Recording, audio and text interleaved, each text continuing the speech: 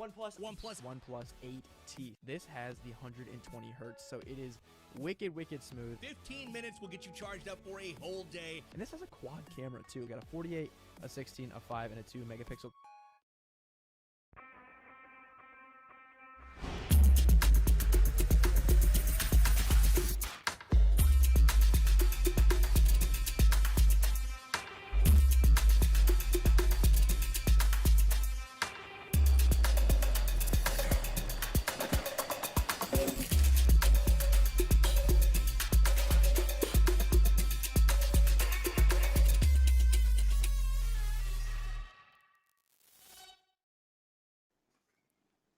Day 4 of the PMCO 2021 Spring Split North America is upon us.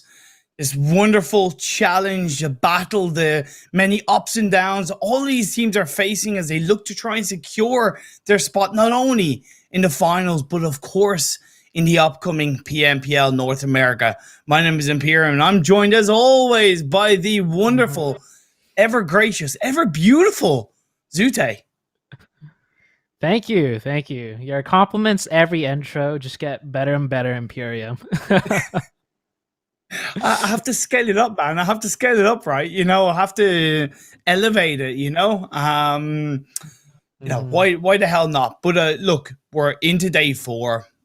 We have groups B and groups D are going to play their second set of matches. They'll be 2/3 of the way through. So there's clearly a lot to play for in terms of catch-up, security, and giving, once again, an even bigger picture to where these teams are going to finish come the end of the group stages. Oh, yeah, definitely. So after seeing yesterday's games, right, where 2 groups have already played 8 games, you and I were talking about it earlier, but it's shaping up to look like, you know, the cutoff point is going to be around maybe the 80-point mark. And so for these teams coming in today that have only played 4 games, they have like a rough idea, a better idea of how well they might need to do today and how well they need to do for their final day. Exactly. And you might be wondering, well, actually, you're probably not because everybody knows by now, how are they going to get those 80 points, so to speak? Let's have a look at the point system that is introduced for the PMCO 2021 Spring Split. You get 15 points for a chicken dinner, so that's definitely a chunky few points towards that 80 mark that we talked about. But it does quickly whittle down, very quickly whittle down. So that means that 1 point per kill is definitely far more important, Zute. Yeah, the kill points definitely add up. We've already seen some teams take advantage of the kill points, and they're sitting very comfortably near the top. So we only got 8 games left for these 2 groups that are playing today. So every kill point will really matter now. Yeah, very much will. And the 4 games we're going to have coming up for you guys is the same as normal. We're going to start with a Wrangle. Then we're going to be going into Sanhok, followed by Miramar. Well, actually, yeah, Miramar. I'd like some more. And then ending it all on a Wrangle. So the same rotation for maps, and might be a little bit boring to talk about, but again, taking away Vikendi has 100% helped the map rotation system, and 2, it's allowed teams to focus much more on the strength and weaknesses of the 3 maps in 2021 competitive. Yeah, so the map rotation is always the same. And yeah, you're right, Imperium. It might get a little boring, might get a little stale. But what I'm excited about is the group rotations that are happening, right? And specifically today, we got 2 groups. I'm not going to say anything. I don't want to jinx it. But yes, the map order is the same, but we might be in for a little bit of a show today. All right? I'm not going to jinx it though, so I'm not going to say too much. You don't want to cast or curse it, so to speak, you know? Exactly. I've already learned the curse is strong with me. The curse is very strong with me. What was it in the words of I think it's Uncle Ben, with great power comes great responsibility. So you gotta be responsible with Dasute, and Just Mhm. be careful who you're planting it on, and let's have a look at the Okay. overall standings and where these teams do lie. There are a few teams that are in the top 16 that are looking very good, but it is very much about a chasing game for the teams in today's games and what points they can grab to get themselves into the top 14. Yeah, so looking at the top 16, it's hard to tell like which teams have played 8 games versus 4, but we got you covered. So today, for the teams that have only played 4 games, that I would say is very comfortable in the top 16, right? Like I would dare say that unless if they have a major flop today, they're pretty much good to make top 14. And those Yeah. 3 teams will be Segment X, right? Syndicate and Mezexis. And then Yeah. at 14th place right now, Passion Fruit. From there on down is the rest of the teams that are playing that have only played 4 games. Yeah, it's definitely very comfortable for these teams that you mentioned. And looking into the second half, that's where we see there's quite a good few teams down here who are playing today. You're looking at Enigma Fan Club, you're looking at Digital Razor X down at towards the bottom. You know, Mizexis, we support farmers. They're actually, sorry, not Mizexis, I mean Meeseeks. So all those teams really need to have a very pop-off set of games. Yeah, definitely. I'm looking at Meeseeks in particular. I know the team pretty closely. Meeseeks the org has been around for a while in the scene, and they've had a few like quick recent roster changes, and they just picked up the Yeah. team, I believe, like 5 days ago too. So I'm hoping they do well today. Yeah, so true. Let's see if they can pull it out of the bag as we are about to get into game 1 of Wrangle as I stumble over my words. Let's see what this playing path is going to bring us, how it's going to shape things up coming into phase 1. I believe it is starting over on towards the eastern side, just outside Milton Power, and seems like it's going straight as an arrow over to George Paul. Yeah, it does look straight as an arrow, not towards George Pole, a little south of it. It's got a slight angle towards the north, which is good for these teams. It balances out slightly, but the northern side of the map is definitely lacking a little bit when it comes to plane path drops, right? So these teams might take a little bit longer to get to their looting locations. For example, Mezexis, they're going to favor Yasnaya. We do have Enigma Fan Club playing today. They always favor that Severny drop. So some of these teams will take a little bit longer to loot. Hopefully it's not a military base island like we saw yesterday, because that is really going to put a dent into their plans. And just while these teams are dropping down, to touch upon Meeseeks a little bit more, and you mentioned about, you know, they have pretty much, you know, the roster is very newly formed coming into the PMCO. One of the players that they did bring in, Arrows, he's not only come into the team quite late, but he's actually come in as the IGL with Irish as a co-IGL.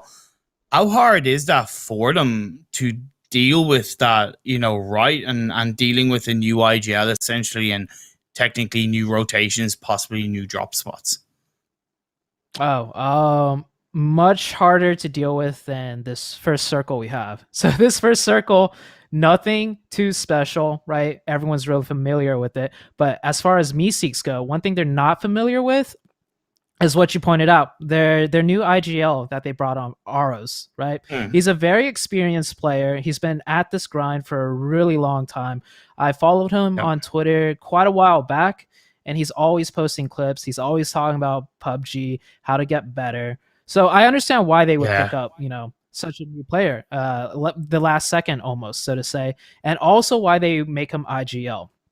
Now, of course, he has his work cut out for him, right? Their rotations, how he likes to set up fights, the synergy on the team, it's definitely very in flux right now. And we could see with their performance after the first day, right? They only got like, I think 15 points in the first day. And that's just a combination of nerves being, you know, the first day, and definitely just them being a very new team. So we're coming into a new day for them. maybe they've, really put something together. Maybe they had like a little kumbaya moment and really sat down and talked to each other. Whatever the case may be, I'm hopeful for them today and having a better performance. M19, one of the teams that has, to be fair, somewhat surprised us. They're currently in 15th with 44 points. So when we talk about that cutoff point of, the cutoff mark of 80 points, they're over halfway there. And they've impressed us a bit. In my opinion, they've impressed us a bit over the first 4 games. Notably, I've been very happy with how Ralphino has been playing individually as a player. But as a team, they do seem pretty well coordinated. Yeah, M19 on track. Definitely on track to making it to the next stage. I'm not too worried about M19 because they do have some veteran players. And to me, when a veteran team, so to say, or let's not use the word veteran, experienced. I would say they're experienced. I would say EFC is what I would consider veteran. Anyhow, for an experienced team to do good on the first day, like 44 points in the first day is good. When an experienced team does well, my grammar is all over the place. When an experienced team does well the first day, I'm not too worried about them coming into day number 2, right? The first day is always the toughest, and if they weather the storm on the first day, second day, they should just be on cruise control. See, Polnik and Pulverizers just both dropping around the military island area. Gotta say, Nade God, you weren't exactly living up by your namesake, because that first nade you shot up was terrible, but that second one is much better, and that is target sided, target acquired.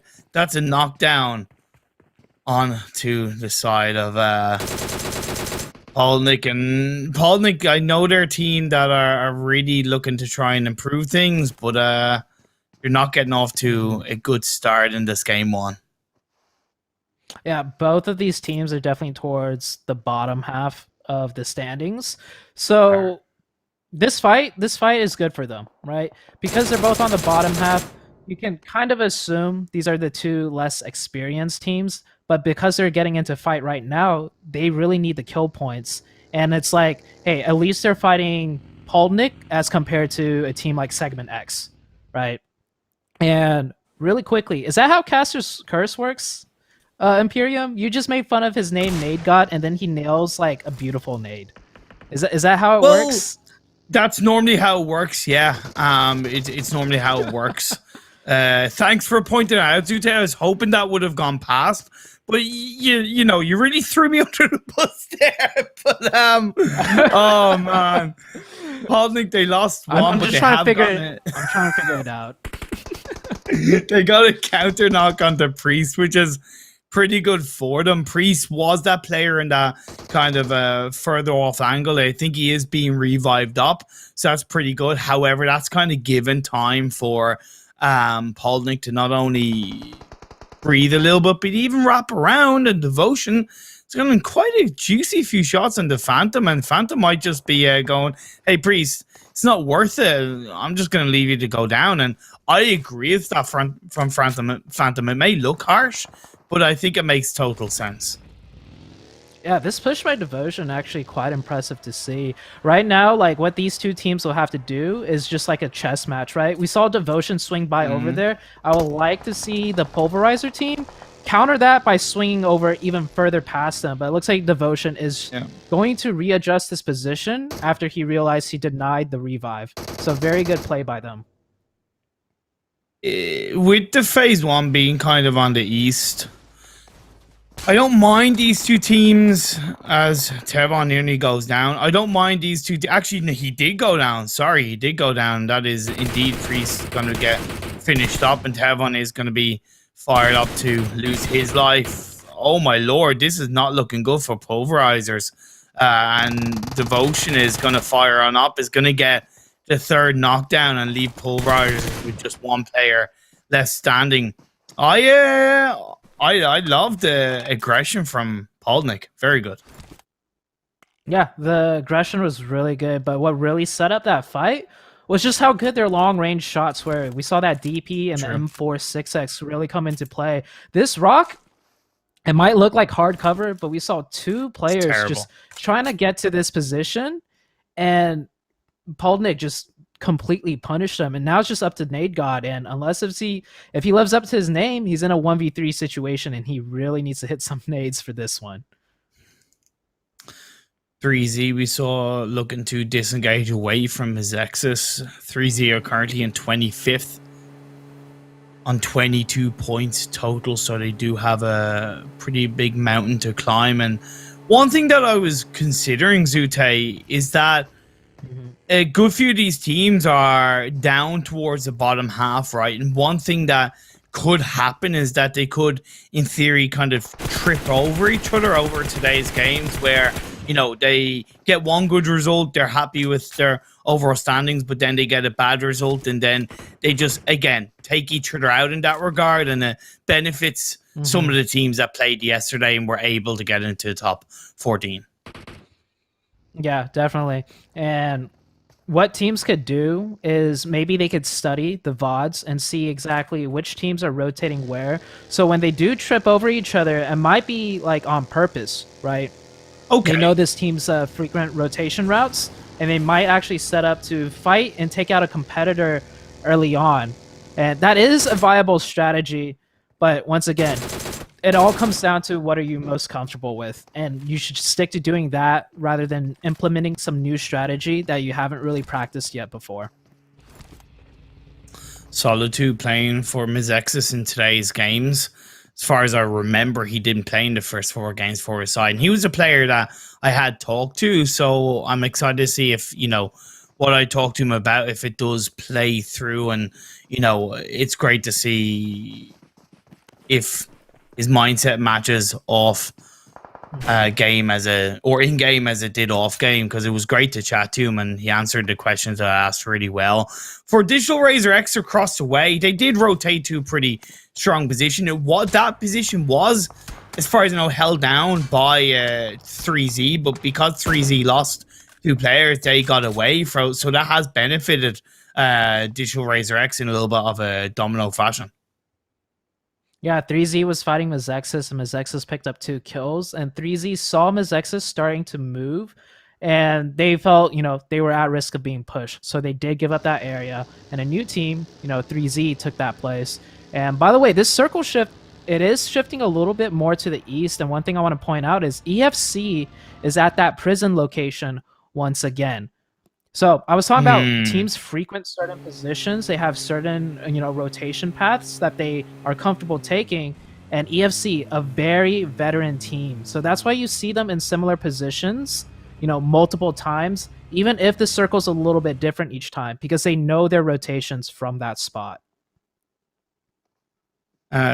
When you were explaining the difference between experienced and veteran, and you use the EFC as an example of a veteran team, I don't think you could really have a bigger example in the PMCO of a veteran team than the one that's currently on our screen, Segment X. What a start they've had as well, to be fair.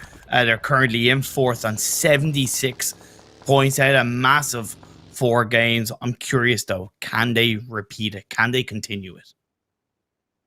I think they can repeat it, because once again, Segment X, where are they positioned on the map? They're positioned on the very edge. We saw on the first day, they always stuck on the edge. So they're sticking to the same game plan since it worked out so well for them on the first day. And right now they're on the edge of the map. We can expect them to fight their way in, come circle 5, circle 6, with a very smart, you know, rotation, a smart plan on which engagement on which side of the circle is most favorable for us. And they're looking to repeat that formula once again.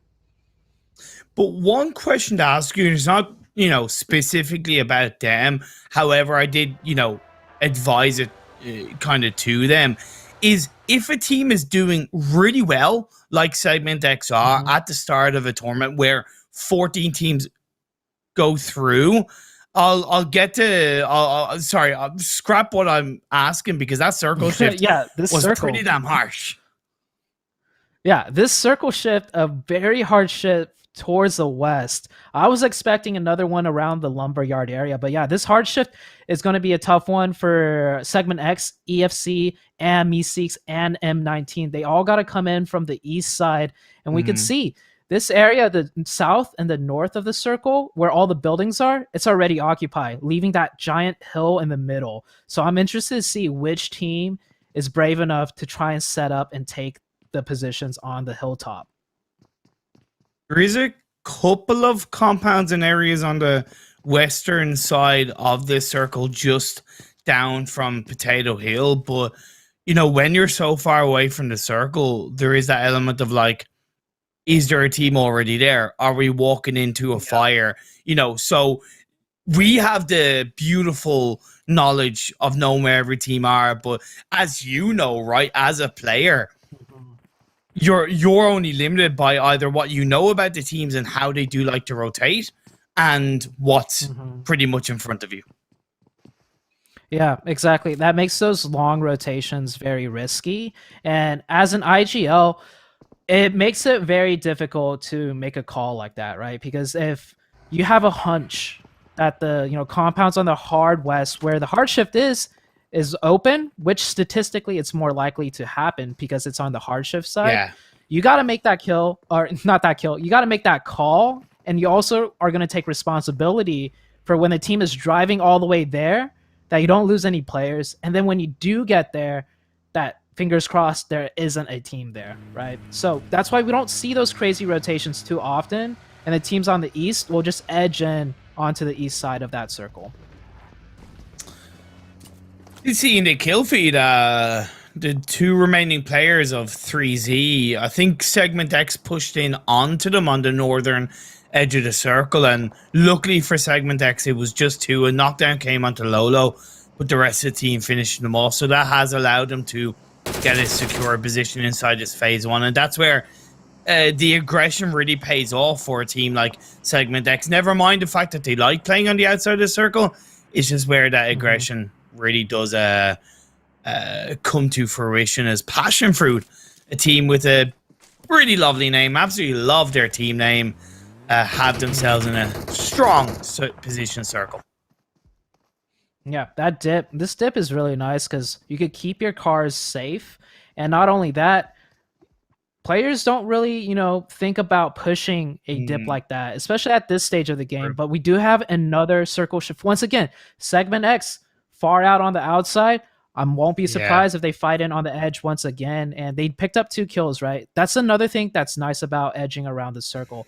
When there's a weak team, usually they're scared to rotate further in, and they want to edge and stay alive. And that's when Segment X, they could take advantage of that, and they picked up those 2 kills. But we have this huge migration out of all of these teams right now.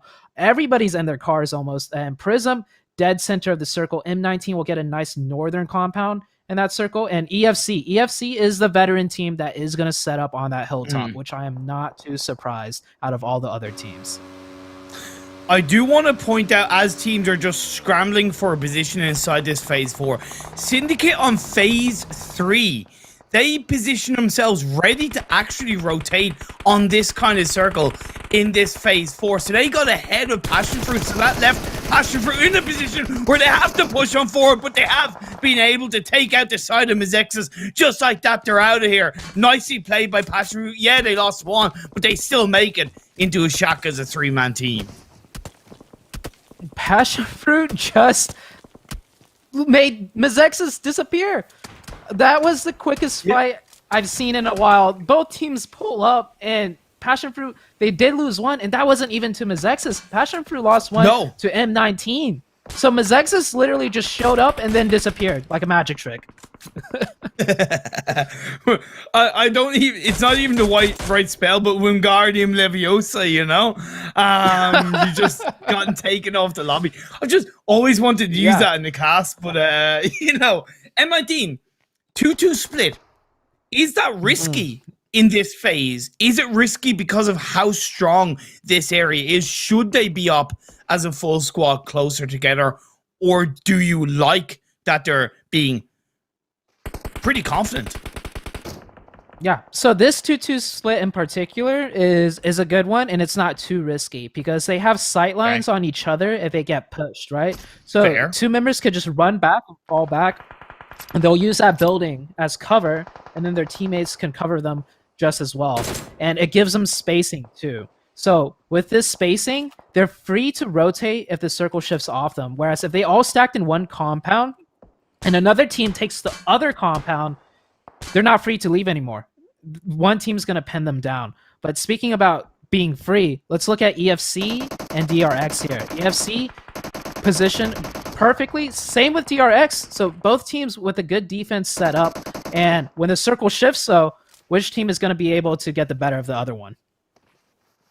I do think maybe Nugun is a little bit aggressively forward, or he was anyway. I know he's chucking out a grenade, but I thought that was a little bit risky. That's a beautiful grenade, but I tell you, that went very far. If anything, it went too far, but he is looking to wrap around, and if you see, if I'm not mistaken, he's actually on the outside or just on the very edge of the circle, which I think is very strong. However, they have Coops further back, so I don't even know if EFC are in a position to take a full 4-on-4 fight. Yeah, both teams are actually picking up kills onto Segment X. Syndicate picking one on Segment X. I think Segment X is down to 2, and we have another shift, and it goes straight center where the compounds are in play, and there's that radio tower. This is going to make for a really chaotic, exciting ending. And Teddy, that kind of wraparound, that play on the edge of the circle, that really paid off. They got a knock. They're going instantly for the kill. But what I love is that it seems like they're backing off from that. They're looking to play for information into the next circle. They only have 15 seconds until the blue zone starts closing in, and it's phase 5. That does start to hurt more.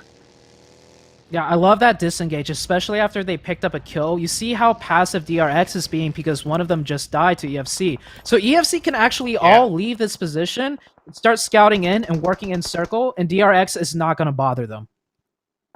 And we saw Valak of Segment X getting a second kill onto DRX. They tried to send one player down, but it was into the open loving arms of the side of Segment X. Spring looking down towards M19. It's going to be Pubg who gets knocked down. So as much as they're looking down the hill for position next circle, they're definitely very much aware that DRX could spring into action and take them out from behind. So that's really good awareness from EFC.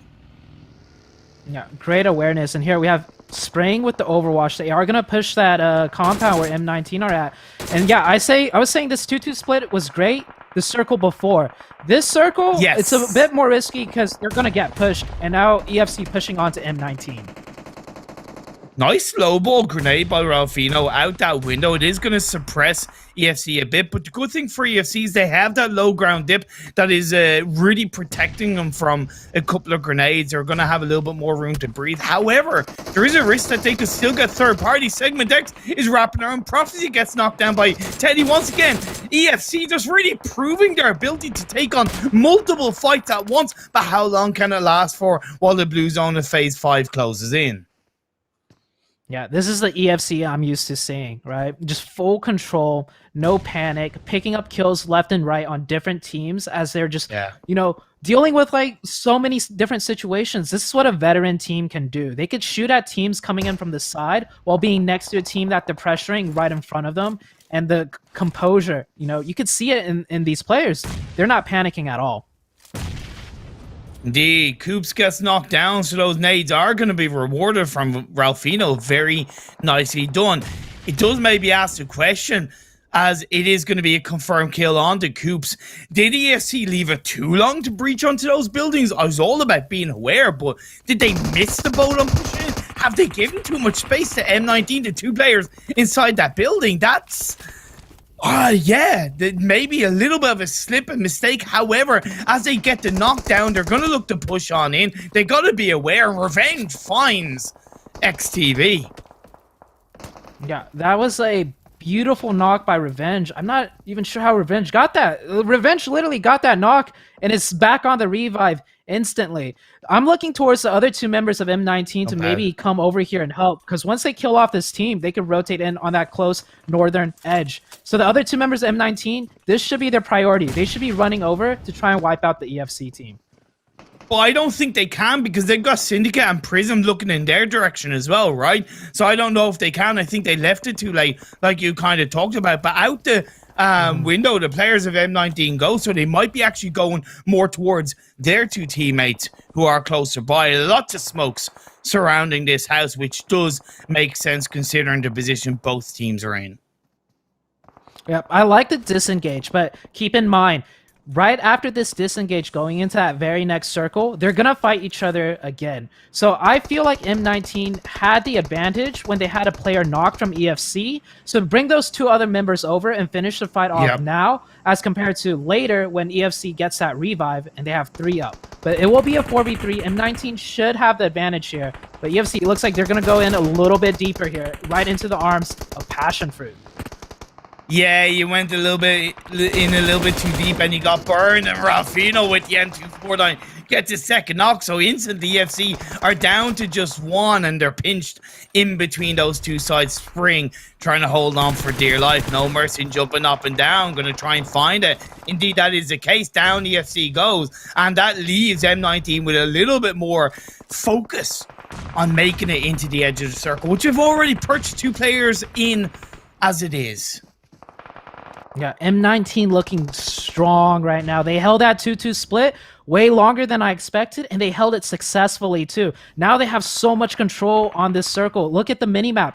They are just eating up that northwestern side, and with the next shift, they have their options open to them with what they want to do. Want to give a huge amount of respect to JCR. As far as I know, they just wiped out Syndicate, and Syndicate are a good side, and JCR got the better of them, so very nice to see that pulled on through. However, off the back of that, they're left with 2 players, and We Support Farmers are looking in their direction. In the middle of the circle, you have Meeseeks fired up. It goes down south, so the likes of M19, Passion Fruit, and We Support Farmers do have to push in to the circle. Yeah, with this circle, we're going to be seeing so many snakes and so many smokes. Look at Ralphino already with the ghillie suit and the M249. That's going to be a really loud snake if I've ever seen one. But yeah, M19, they're already really close to the next circle, and they have their way in. Batman does go down, though. Meeseeks dead in the center, just clinging on for dear life. 5 teams left. Meeseeks, JCR, We Support Farmers, Passion Fruit, and M19.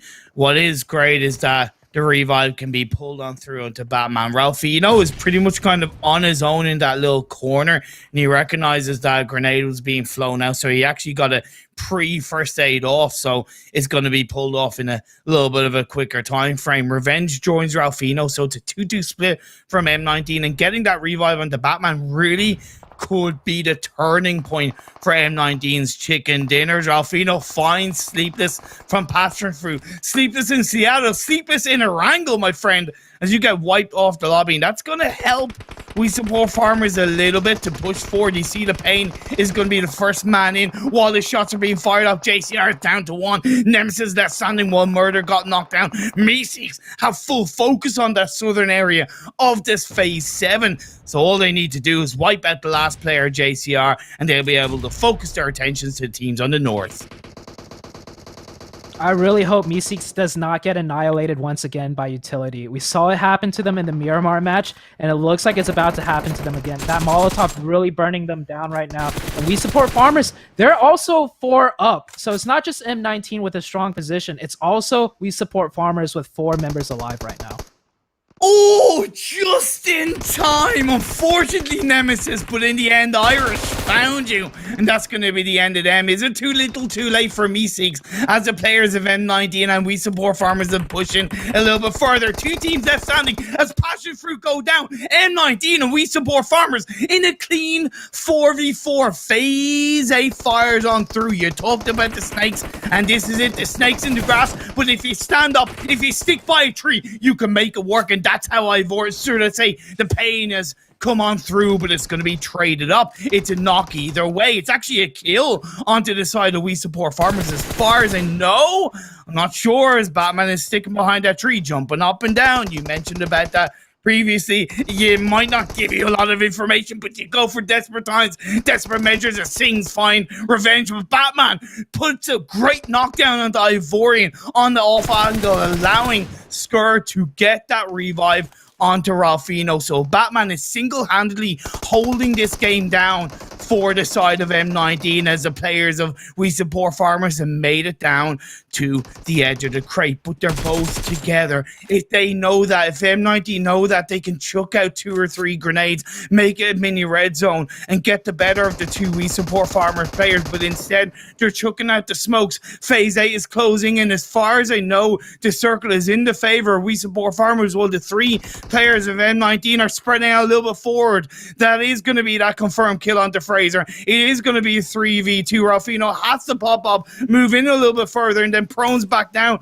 while he tries to battle with the blue zone. It's closing in. Batman's going forward. He might be a little bit of a sacrificial lamb, but if he pulls in and gets the information, even if he gets knocked down, because of that man advantage, they are going to have that refrag, but it's easier said than done. This is it. We're going to the end, and the smoke dispenses the pain, punches onto that to knock down Ralphino. It leaves Skur and Batman left standing while the pain pulls on through. Singh finds 58. We Support Farmers looking for the final kill, and it is going to be going over to We Support Farmers in a wrangle. What a beautiful way to end game number 1. A clean 4v4. The back and forth. The advantage went to M19 with Batman holding it down and picking up those 2 knocks. But then we saw the advantage go right back when they got one onto Ralphino. And I honestly did not know how that was going to end. But amazing finish by We Support Farmers. And hey, M19, they might feel like they kind of threw that at the end, right? Because they had the bigger advantage. But kudos to them for that 2-2 split and the amount of kills they picked up because of them holding down so much territory going into that late game.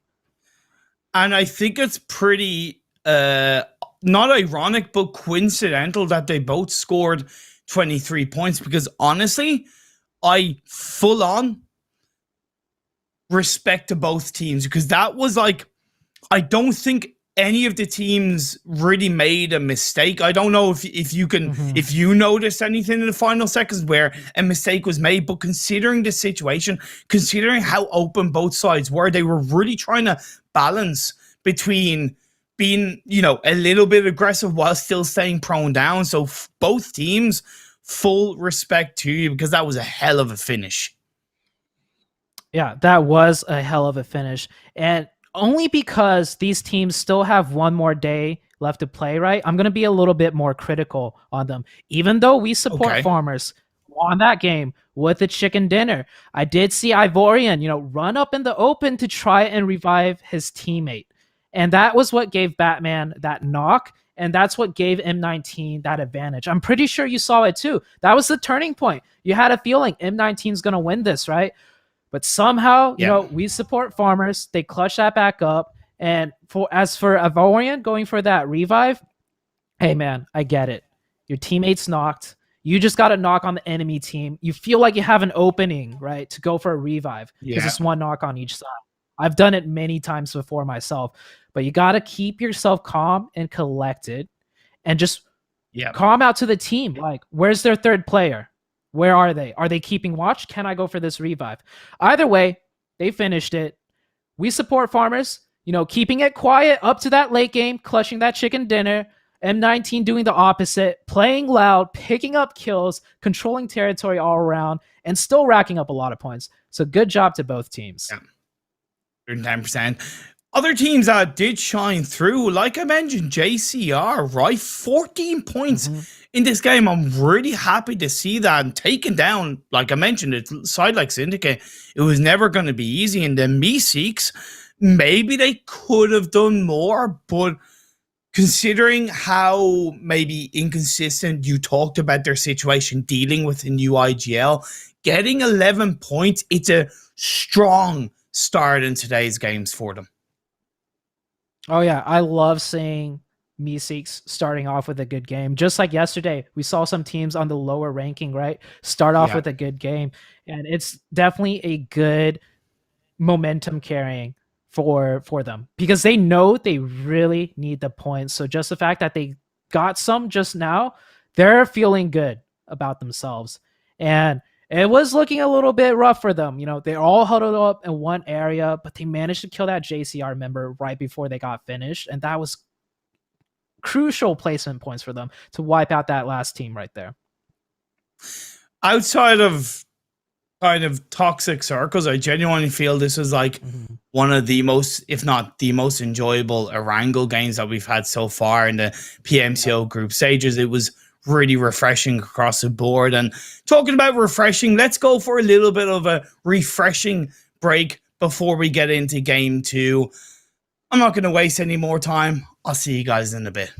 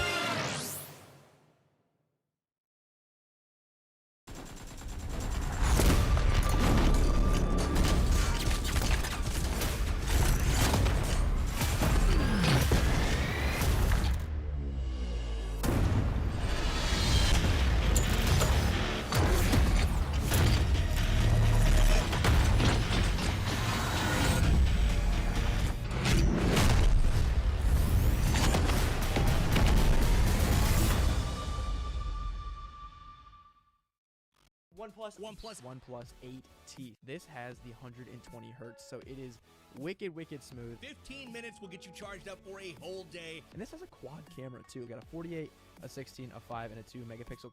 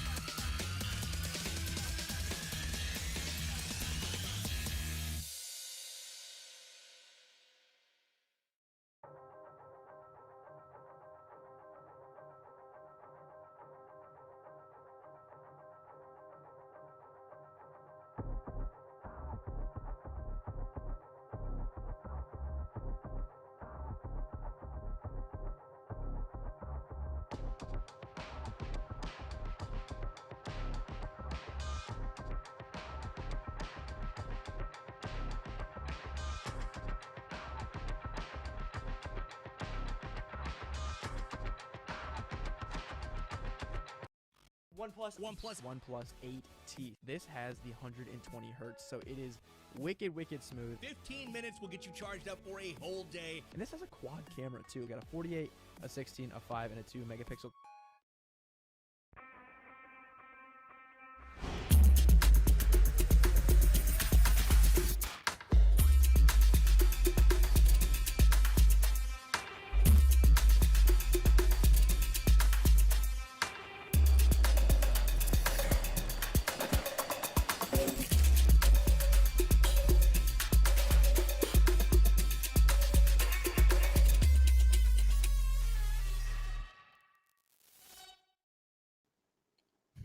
And we are back here, day number 4 of the PMCO 2021 Spring Split North America. And I don't know about you, Zute, but I had lovely passion fruit drink during the break. It was very refreshing. And, you know, I don't know if there's a team that reminds you of that word, but it was quite refreshing for me.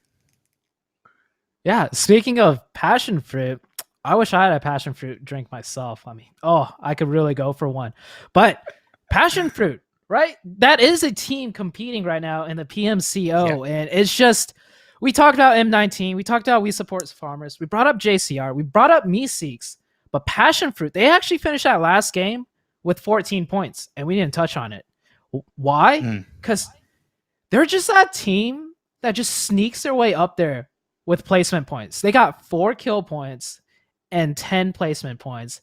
And on their very first day of competing, they got 3rd place with 10 placement points and 0 kill points. There's something about this team. They just, I don't know, like maybe they don't like being put on the spotlight, but they're getting the points in. They're getting it done. And it's so unique. I love seeing this team at the end of the match and seeing how many points they have and being like, oh, okay, that's also, you know, a good team that just performed very well. But yeah, passion fruit. Shout outs to them. Yeah, 100%, 110. I could go on more about them, to be fair, because we could have like a long conversation of how kind of well they play. But without dragging on, let's move into the overall standings to see where these teams lie, because it's much more important that we do get a better idea of, one, how the teams who performed well in game 1, how they do look, and also what the teams below, what they need to do to make it into the top 14. Yeah, so We Support Farmers. They made that jump, right? They needed it. They're on the front page now. 51 points. We're talking about the whole 80 points thing, you know, the cutoff, the expected cutoff anyhow. And they're only 30 points away from it now, and they have 7 more games to play. So one big game really makes a huge difference. And the other teams, Mezexis and Segment X, they didn't have a huge showing, but they're already, you know, playing very well and very consistently that they shouldn't worry too much about it. Yeah, we talked about, you know, we talked about at least Mezexis being one of those teams that had kind of, you know, were looking very safe in terms of the top 14. And I would put Passion Fruit up there as well off the back of their, you know, just always being in their result. And they're on 61 points total. Let's move on, though, to the latter half of the standings. And we see Prism Esports. They didn't have a bad game.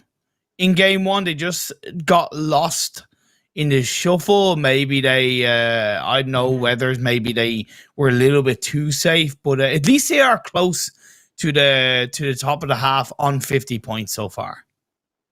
Yeah, Prism managed to pick up 7 points that last game, so they are on par. But speaking about Prism, right below them is EFC. They look like they were in such a good position earlier on, right? I was talking about it. But it was just that M19 defense. They really put a hurt to what the EFC team was trying to do.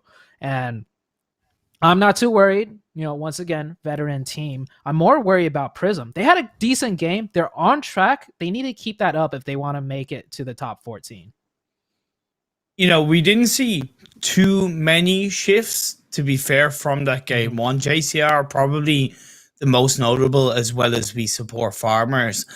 So I do think game 2, as you do move into Sanhok, hopefully we'll, of course, have a bit more of an indication. And Sanhok, it has to be a game where these teams very, very much control right out of the gate.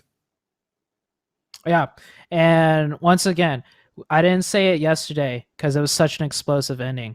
But before we get into it, I want to see the first aids. I have not yet seen more than, you know, one team first aiding for a top 5 finish. But we are going to jump into this Sanhok game right now. So let's just get right to the action. Hell yeah, Sanhok is coming onto our screens. And I got to say, from the playing, you know, point of view, it looks quite innocent, but it's definitely not that, especially when you see the circles in play. However, for this plane, it's going right from the south to the north, dead down the middle. Yeah, straight down the middle. So I was talking about it in the pre-show, right? I'll say it now because it's either going to happen or it's not going to happen. But two teams should be fighting in Painan. We should see Segment X and Mazexis fight it out in Painan. And it works out for them because both of these teams are sitting pretty comfortable points-wise. So they don't have too much to lose. And they've already started the beef on Twitter. So if one of these teams back out now, that's just, a disgrace. But we see it right there, Painan. On the south side. This circle, though, a super northern circle. This is going to be an interesting game to watch and follow. But first, I want to see what happens with this Mazexis and Segment X fight. Oh, man. And both teams in this, in the game one at least, didn't have the best of results. They actually both scored 3 points in game one as it happened. So kind of before broadcast, we were thinking, if one team has a bad result in game one, they might get a little bit, not scared, but I don't want to have two bad games in a row. But I think because both teams have had a bad game in the first game, it's like, it cancels each other out. Let's just fight anyway. Let's just fight anyway. I think regardless of the results, honestly, this is North America, baby. All right. North America, there's one thing we're known for, ego. And the second that ego is being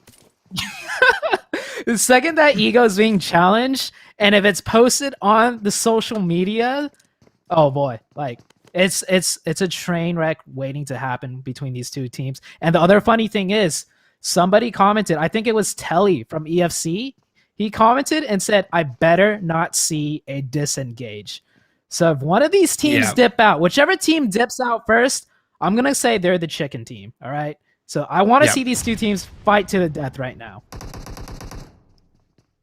And it seems like Mazexis have gotten first pull, not a knock, but with that grenade, definitely has sent the players of Segment X back a little bit.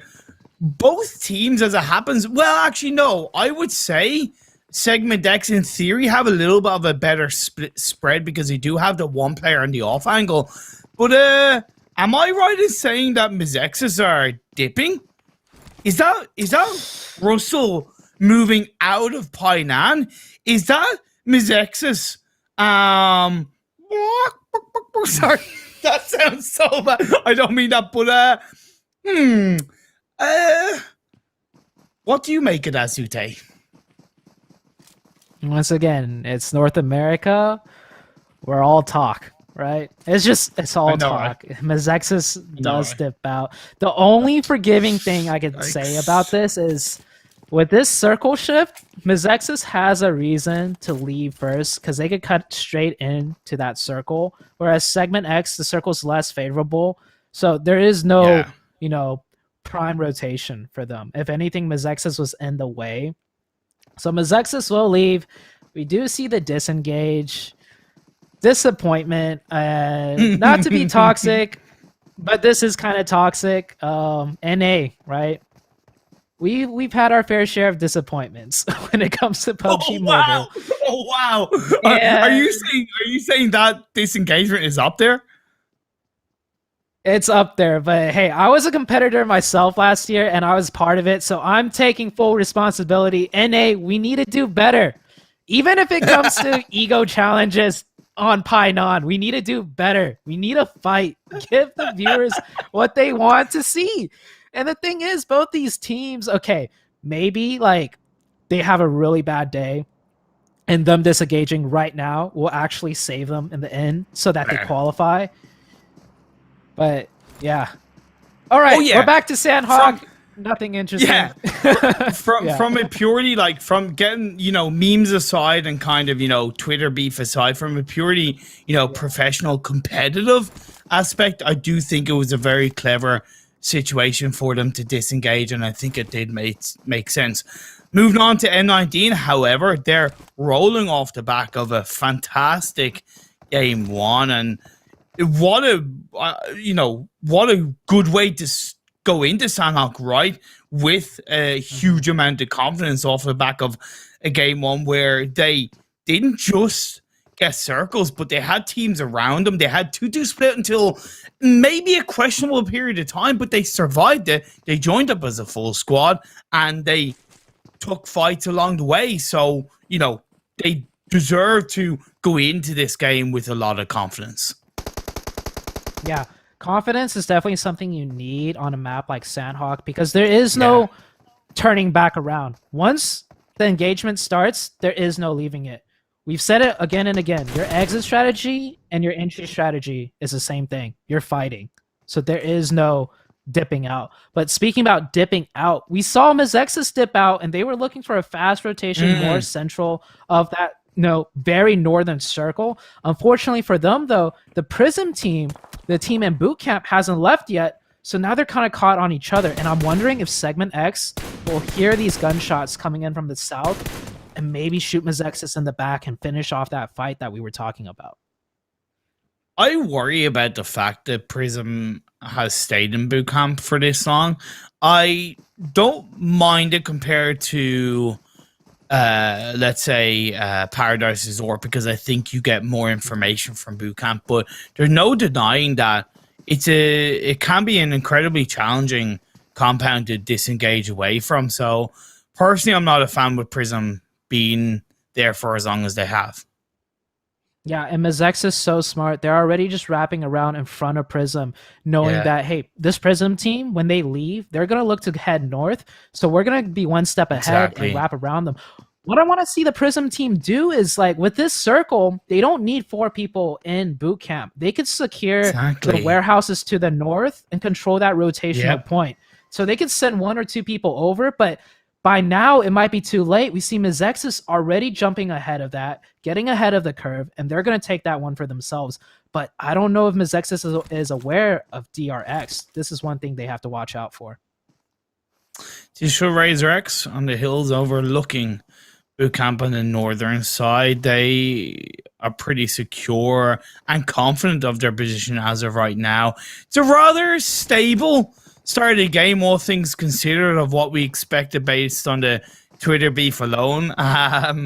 And 15 teams, 59 players are standing as Chico, who did go into boot camp to try and continue to get that information on the Prism. Seems like he was in some way spotted out and shots were fired in his direction.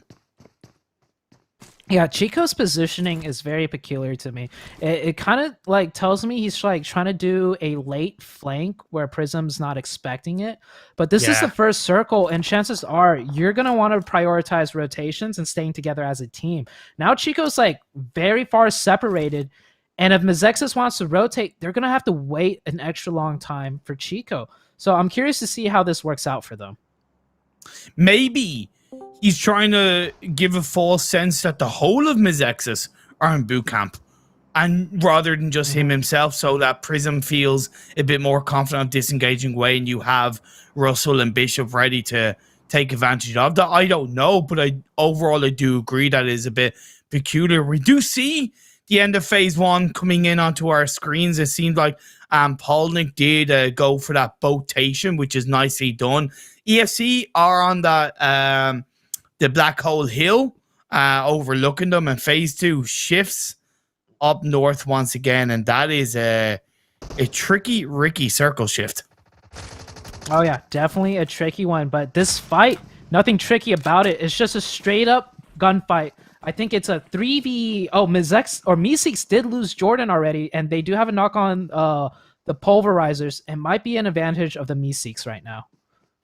Definitely is. Pulverizers are a team who are not looking good in the overall standings. They're actually in last place, to be fair. So when we look at both teams in their current positions, you got to say Meeseeks are definitely feeling more confident to take this fight.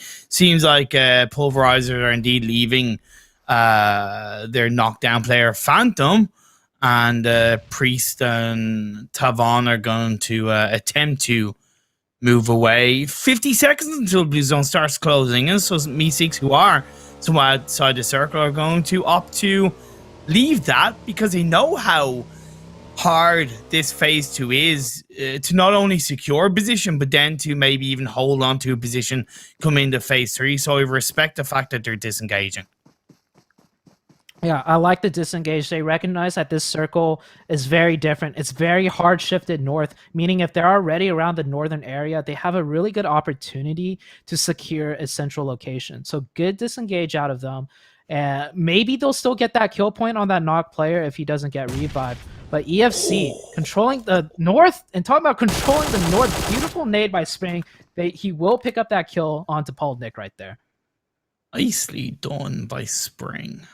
I do respect that Pubg have spread out off that right, where they now have 2 players, one side of that fallen comrade and 1 player to the other side. And it could have been a lot worse, because even though the full squad might have come into, hey, get a counter knock onto Spring, it's still, considering EFC and where they have the rest of the players, would have been hard for Pubg to deal with. So I do like it from them. Yeah, and I've seen EFC in past PMPL and PMWL stages. They play this area quite often, so they're very familiar with it. It is quite expansive, so you'd be surprised how well they can hold it down. And I hope they don't disappoint. I want to see a circle end around there, and I want to witness the spacing control they have and the familiarity of that area. To be kind of not critical, but I would say somewhat realistic, they haven't had the game that justifies what we did talk about them coming into this PMCO, right? They haven't had that game that kind of allows us to say, hey, this is what we talked about. They showed signs of it. They've had maybe a good fight here or there, but nothing that really says to me, hey, you were dead right. Yeah. DRX encroaching upon Syndicate's compound here. One of the players, DRX, really up close, trying to shoot the feet of that player underneath, but it does bite him back in the butt as he does get knocked down, peeking for far too long, trying to get that knock. Indeed, peeking for far too long. You said it. When you take shots, when you peek out, take shots, you always got to be aware that if you don't reposition or if you don't go back, you are going to get knocked to the ground, and indeed that was the case. BLZL tried to provide that support, but at the end of the day, he's just not in the position to really do so. Nice by Syndicate, to be fair, to pull off that and get that kill. In phase 3, you can see that shifts up. It is to the mainland, but there's still quite a good bit of water in play. Yeah, quite a bit of water, and this is where we will get to see, hopefully, EFC shine, holding that strong split up there. There is a little bit of a problem for them, though. They have that Pubg team that had already breached the compound in the small hillside. So when things get very chaotic, Pubg might decide to peek out and shoot one of the EFC members in the back when they're busy contesting other teams that's slowly going to start encroaching in. Still somewhat a rather passive, slow game in Sanhok, all things considered, the circle and what Sanhok can show to us. Mizexis continuing on as a full squad. They had gotten a kill onto the players of Prism, as far as I know, and they've kind of followed each other into these circles. Yeah, they are following each other. And with Sanhok being so limited on rotation options, right?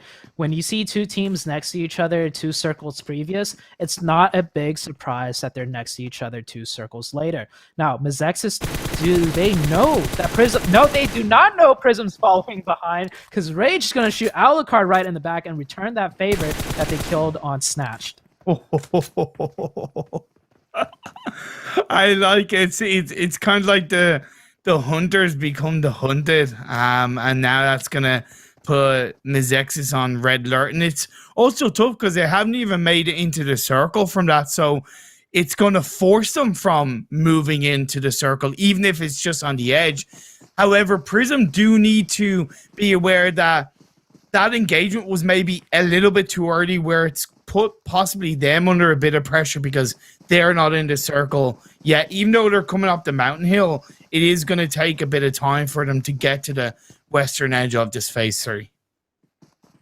Yeah, That's a good thing you point out, because on Sanhok, sometimes not shooting is so much more advantageous than getting a kill. But if you ask me, you never know how the rest of the Sanhok map is going to be played out, including the circle shifts. So if you could get one confirmed kill point, go for it, right? If you're forced to fight that team that you just got the kill on and they're more prepared for a defense, hey, at least you took down one of their players so you can even out the odds a little bit. JCR still for the most part in hatting, maybe recognizing that they can punish a couple of teams coming in from the western side. Murda is the one player that is overlooking teams entering in, so he'll be able to give that information to the rest of his team. And my God, what a shift. Oh, what a shift indeed. We saw one of Segment X die to Meeseeks. I think they were going for a botation, and King A actually stuck down in Hot 10, the complete opposite of the shift. But M19 here, Ralphino, that position, hey, if he knows what he's doing, he's got it down. I would like to see more of a 2-2 split, but M19 with prime real estate right now. But I'm looking at Prism, JCR, and King A from Segment X. Have a hell of a long way to go to make it into the edge of the circle, never mind the center of the circle, where there's already a multitude of teams. So, you know, it's getting to the point in this game where not just these teams, but even teams who are outside the circle maybe have to shift their play style or their attitude from position to kills and hope for the best. Yeah, so Segment X already doing that. You see King A just not playing with the rest of his team there. And unfortunately for him, he does not get a kill. But he knows, hey, if we're a 3-man going onto that island swimming, it's not much of a difference as a 2-man. So I'm just going to play in a very sneaky position and try and get a kill point. Does not work out. The rest of Prism, though, 2 kill points and far out in the blue. You see them turning around. They're going for that first aid strategy I mentioned, and there we go. He just dropped 3 of his first aids, and they're going to start passing it off to one another. Yes. Heal strat. I love to see it. As the EFC are going to be hunkering down on the southwest edge of the circle. It's We Support Farmers are behind him now. We Support Farmers did take a couple of shots and did get a knockdown onto JCR, so that would have alerted the attention to EFC a little bit more, which is why they're not afraid to kind of stay even on the outside of the circle so they can take advantage of We Support Farmers as they push in. However, Singh is going to confirm another kill onto JCR, and that's good by We Support Farmers. They're recognizing that, hey, we do maybe need to move into circle, but why not grab a few kills before we get there? Yeah, and EFC picked up a knock onto Pubg actually, which is huge because that was a thorn in their side. But there's another huge thorn in their side, and that's the Mazex's team. They have somehow sneaked onto the backside of EFC, and now this whole defense is falling apart from them. You have We Support Farmers pushing EFC from one side, and then Mazex is shooting them from the other, and Pubg is still in the zone in front of them. So this is really falling apart for EFC. Oh, but lovely. My Coop up on top of the rock to jump shot comes on through. But Coop, he deals with it wonderfully. It's not enough. He gets knocked down, but We Support Farmers, they're hurt, they're broken, they're beaten, and Mizexis comes into third party. Spring being inside that compound has kept EFC in the game. No! So No, I cast the curse! You. You cast the curse! I can't blame you. I started the curse. I was talking about how strong they are holding that hilltop, and then they just got absolutely torn apart. And then you were talking about I take responsibility for this one, but we're not done yet. We still got 12 teams left in this lobby, and some of them are swimming out in the sea. We see Segment X out in the sea, on the land. 3Z in the lumberyard trying to gatekeep the passion fruit team, and is going. So many teams are going to die after this circle closes. That's a second knockdown onto passion fruit. One of them is low down. Grenades are being fired up, but 3Z are taking full advantage of them. One thing to point out is that we got 11 teams and 22 players. That's an average of 20 now. That's an average of less than 2 players per team. Less than 2 players per team. 3Z have 4 up, so you got to think there's quite a good few solo snakes in play in this game. Oh yeah, with so much of the water in play, there's at least 1 to 2 players just in the water, and Meeseeks was swimming right there but gets taken out. And look at how empty the center of that circle is, and this circle shift actually goes to like nobody. Well, it goes to M19, but no one's even in the circle yet. And what a crazy Sanhok game this is. Definitely one I have not seen before.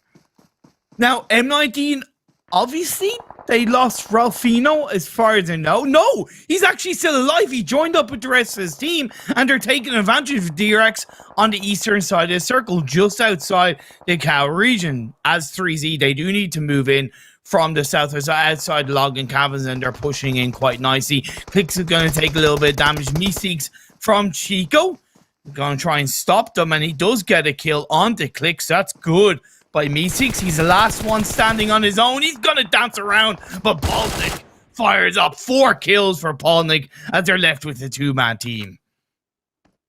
Yeah, and we have 3Z here. They still need to make their way in. We have one player, Haru, snaking up really close. He might be able to snake his way in zone. The rest of his teammates, though, not as lucky as Polnick focuses them down. Beautiful by Lamy. Very, very much needed a result as Haru drops up, but he did drop up a little bit too late, unfortunately, and Lamy is able to play on the underside of the hill while his teammate covers onto a position, but Lamy's taking a little bit of damage from the side of M19. In between as Haru is going to most likely go down as M19 are left as a 3-man team with the final 4 players, and that's going to be... Oh no! The blue zone actually knocked down Lamy. He went in for the kill, but he paid the price. At the end of the day, Polnick still have 1 player up. Look at the last player of DRX behind the burning boat. This is not something you see very often, and I mean, it's a 4v1v1, M19, full control. 1 player snaking from Polnick. Unless if Polnick and the last player of DRX can like sync together and do some like Super Saiyan Fusion Ha moment, M19 has got this one in the bag. They didn't win game 1. They lost it to We Support Farmers. However, it was a pretty fantastic result. They don't have the highest amount of kills. It's only 4. But they didn't need to get all the kills, right? They just got positioned inside these crazy Sanhok circles, and they are going to be rewarded with that chicken dinner. You can see Ralphino swam his way into the water, spotted the last player of DRX's. Safrana is just trying to heal off on this battle. He's going to peek himself up. He's going to go for the kill. He tries to get a knock, but he ends up getting taken out. M19, chicken dinner. What can you say? I thought we were done with these toxic circles, to be fair, based on what we saw in game 1. But no, not Sanhok, baby. Not Sanhok. That is definitely one of the more toxic circles. I mean, there's 2 very toxic circles on Sanhok, right? The one that ends on the mountaintop on the west side of the map, where everybody just kind of dies trying to go up. And then you have the water zones. And today, we got to see a water one. And it's funny how these circles work out, where literally all the action happens the circle previous, because the circle's so bad that everybody dies 2 circles earlier. And then going into that last circle, M19 is just like, oh, I guess this is our game. There's only 2 other enemies alive, and we have 4 up, and literally none of them are within our sight lines because they're just chilling in the blue and trying to stay alive in the water. And none of the teams got more than 6 kills, right? That's how evenly spread out it was across the kill feed. Of course, you know, that is a direct result, in my opinion, from those crazy circle shifts coming into phase 3, 4, 5. Digital Razor X pulling off a passion fruit by getting 10 placement points and 0 kill points. For a team that needed all these points, hey, double done. Yeah, get the points however you can, right?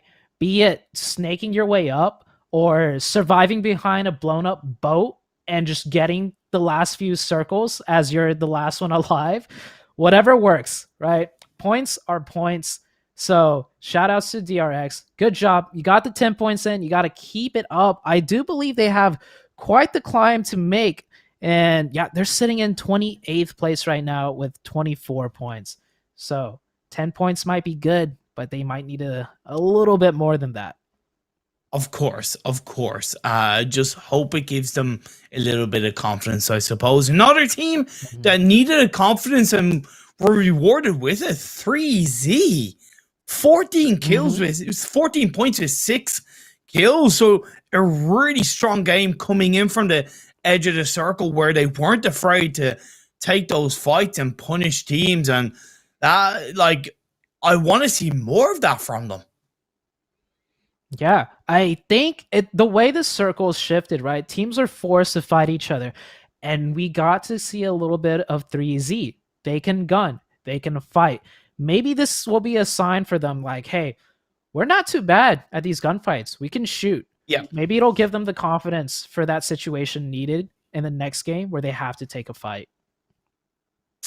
110%. 2 games down, and we've got 2 more to go. We're going to have Miramar followed by Erangel, so don't go away. We'll see you guys for Game 3 here in the PMCO NA 2021 Spring Split.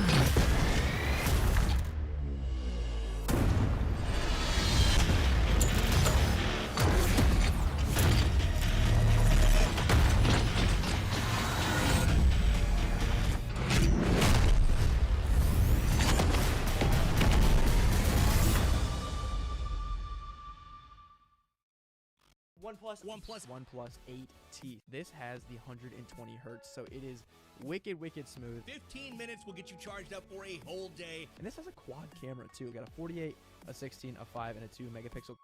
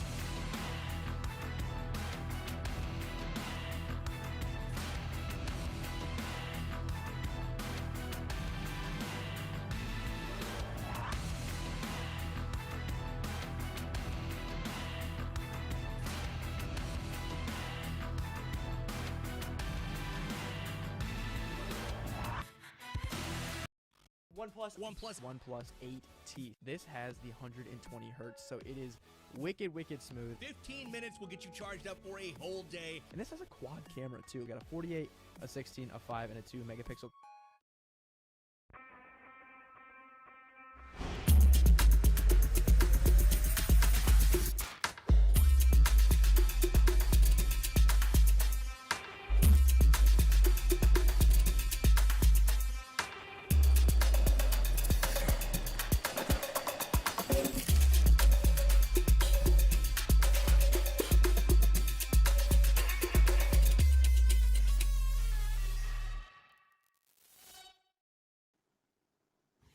We are back here in day number 4 of the PMCO 2021 Spring Split North America, and we just witnessed a hell of a game 3, which, you know what, I'm going to say that game 2. I'm going to say that game 2 was brought to you by our wonderful sponsors, OnePlus and OnePlus 8T. Sorry to shift the blame onto you guys, even though you're a great phone, great company, great device. But Zute, yeah, what a crazy Sanhok game we witnessed. Yeah, crazy Sanhok game indeed. And M9 team picking up that chicken dinner on that Sanhok match, right? I think, that first Aaron Go game, we expected them to kind of win out that fight with We Support Farmers. Yeah. They didn't. So come Sanhok, I mean, they secured the bag. They got that chicken dinner they were looking at. And not just that, coming into today, M19 was sitting in 15th place. They're currently 3rd place overall now. That's what 2 big games does. It really shakes up the leaderboards. They've even overtaken Segment X, and you mentioned it to me earlier. They're 10 points away from the 1st place team, and they got 2 games to catch up to them or probably surpass them with the momentum they have right now. Yeah, let's take a look at the overall standings and show that, because we can kind of talk about it as much as we want, but kind of seeing that visual representation, it really does show, it really shows how good M19 have been playing over these first 2 games. And it's a great balance between placement points and kill points, right? 48 placement points, 40 kill points. It's not as much as Diora, but with an extra chicken dinner, can't complain. Yeah, the solid balance of both. So this team, has what it takes. The rotations, the placement points, the fights, the kill points. They got it down for sure. One other team, though, that we want to really kind of look at, we were talking about it, Meeseeks, right? How did Meeseeks fare in that last game? I believe they only got 5 points. Not too bad. It is Sanhok, and it was a really difficult circle for a lot of teams. So I feel like Meeseeks, they had a good game 1.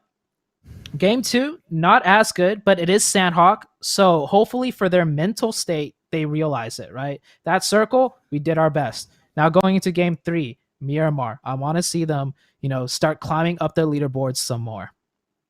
What hurt Meeseeks more than their, let's say, not amazing results over the second game is the fact that 3Z and Polnik both had a fantastic game too, 16 and 14 points respective. So that, it doesn't exactly leave Meeseeks completely out of running, but it creates that little bit of a higher hurdle, a higher gap that they need to jump over coming into the final 2 games. So I'm hoping they can climb that hurdle, but you gotta say credit to 3Z and Polnik for doing what they need to do to create that hurdle for the teams below them. Yeah, 3Z and Polnik, the 2 teams that we really need to see step up, and they both stepped up on that Sanhok match. Polnik just swimming onto shore behind EFC, securing, that central position on that hard shift. And then we saw 3Z controlling the lumberyard beautifully and picking up so many kills on their way in. They need to keep that going. They need to keep that momentum. One thing that I didn't point out from the top of the standings, which, hoping viewers noticed anyway, but 14th, 15th, and 16th, all on the same points.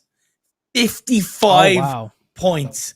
That's, and then the team below them in 17th, which is at the moment Prism, they're on 53.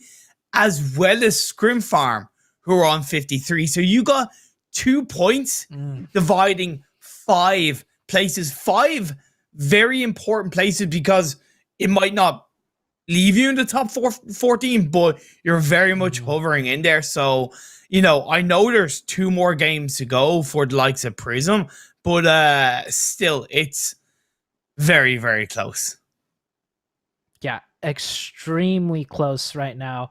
And even if teams really shake up the leaderboards, right? Like we see M19 shake up the leaderboard, jump to the top. It doesn't matter because some other team is going to fill in that place that they were at previous, and you're still going to have another team to contend with. So even if one of your competitors, you know, jumps to the top and you're like, okay, we don't have to worry about that team, another team's going to take its place, and the point gap is going to stay this tight for the rest of the tournament. And, you know, is it worse to, when you're in the middle of a set of games, like a day like this, is it worse to actually look at where you are in the overall standings after 2 games? Or, you know, is it good to check that because you have an idea? You know, I've always been curious of what that can do potentially to a player's mindset. Yeah, so if you're in the middle of the pack right now, let's say like that 13th, 14th, 15th position you're talking about, and you see all these other teams literally points away, there's not much information you could do with that, right? You're factoring in 5 different teams. That's too much to focus on, and that's when you kind of just brush it off and be like, okay, we just got to play our own game. We know it's close, you know, shut out all the other distractions, and let's do this. Exactly. Right? Exactly. That's, I think that was good you said, and I fully agree because, you know, of course, as casters, it's our job to create that excitement for the viewers, but let's be fair, the players, they're not, outside of the whole, you know, same drop Twitter beef, they're not going to care, right? They're just going to worry about their own game, and they should be worrying about their own game, because this game that is going to be coming up, it is Miramar, the desert train that can either punish you massively on the phase 1 circle, or it can be a beautiful gift to the wonderful Pubg mobile gods for your size, Ute. I'm expecting a pretty spicy game. Yeah, and we already have a pretty spicy playing path coming right out from the hard southwest up to the central area north. We see so many cities on the east side not really favoring with that playing path. So we're going to have teams once again dropping for vehicles, going to their, you know, standard loot spots late. And then depending on the circle, I mean, we've had some pretty bad circles today, some pretty bad shifts. I'm not expecting anything different. One team that I do see jumping out of the plane right away, I like seeing that. They realize, hey, let's just start looting now. Doesn't matter where the circle goes. We have a few extra seconds on everyone else when it comes to looting. Now, I know you've been in the competitive scene for a number of years, but I know we all started somewhere. Teams like Execution Esports, who are down in 29th on 4 points, and Pulverizers in 30th on 4 points. You know, on the opposite end of the spectrum, you know, how hard is that to deal with in the middle of a tournament? How hard is that to get past? You know, what would you maybe recommend, if there's anything to recommend that they can do about that? At that point, it's just have fun playing the game, right? Okay. At this point, it's just have fun. There's no way. Well, this sounds harsh, right? I mean, they could try and catch up and still make qualifying, but if they really want to do that, that's going to put so much stress on them. And they just don't have the experience yet, right? And speaking about experience, this is something I have not seen yet. A hot drop off in Miramar between Meeseeks and Mazexis. We have a 1v1 between Solitude and Irish, and the teams are all, or the team members are all pretty split apart from one another. I don't know, that's in the Cabri area, if I'm not mistaken. down on the south side of it. So both teams are pretty close to each other, and both teams have been coming into today games with definitely a lot of weight on their shoulders, whether it's Mizexis just looking to really secure their spot in the top 14, or whether it's Meeseeks looking to climb that mountain off what was a poor start in day one for them. So both sides, I wouldn't say have a lot to lose, but it could send them on the wrong path throughout the rest of the PMCO. Yeah, and I think Mizexis definitely has a better positioning. If you look down further south, they already have a player at the very top. And one of the Meeseeks players just completely exposed. I believe that is Goose. Russell might be able to spot him out here very soon. Russell's even got that 8x on the mini. Jordan pushing over. Fires off some shots. That lets Goose run in at least. And Goose and Jordan will make it in. And it's a 2v1 situation for Chico now. Am I saying that they were pretty poor? Oh my god, you actually walked into those shots, Jordan? Chico just had to stand there with the Thompson and lay down the fire inside that window. It is still 1v2, all things considered. So while Jordan heals up, Russell is going to get knocked down by arrows with the Winchester. I may not have caught it on camera, but beautiful stuff from Moraz. I love to see it in the kill feed. And it's not just any knock, it's a knock onto an Overwatch player, Russell. He's supposed to be the one that stays safe and provides the info and the support. Alucard, though, is going to replace him as Alucard goes over the top. Aurora needs to back out right now before he gets shot at by Alucard. I love that. I love that. Auras even confirmed the kill with the Winchester. It's like twisting that knife into somebody after you put it in there, as indeed you talked about it. You said Auras needs to get the hell out of there, and he didn't. Alucard made him pay the price for that. Yeah, so they trade that, right? This is an even 1-for-1 trade, and Auras definitely not going to be able to get revived. Now, Alucard... Oh, Alucard just got a knock on Goose! Yeah. Favor him as Exodus' corner now. He did, to be fair, no disrespect to Russell, but he did what Russell couldn't do, right? You know, Russell had a clear chance to get at least one knock originally, and he didn't do it, and then he got knocked down and confirmed. But while Chico goes into FPP mode with that Thompson, he does confirm that knock on to Jordan, and that leaves Meeseeks with just one player left standing in towards the stairway. He's actually going to go down Irish. Indeed, he's going to try and play down on the outside as Chico is going to look to support Solitude. Yeah, Irish now in a 1v3 situation, and this is Meeseeks. They needed good games. They couldn't afford any bad games, and this is shaping up to be a bad game. Araz, though, hey, that Winchester knock onto Russell, at least he's got that in his back pocket, right? Yeah, but, you know, he has, but we all know, you know, it's a team game, and if as a team you all die and you're not getting the points needed, it's a little bit of a shame. But we transition over to Passion Fruit with Pulverizers in Podvosto. All of Pulverizers are in that big 4-stack blue and white building, looking to take shots on towards Passion Fruit in those apartments. But it's a lovely spread by Passion Fruit.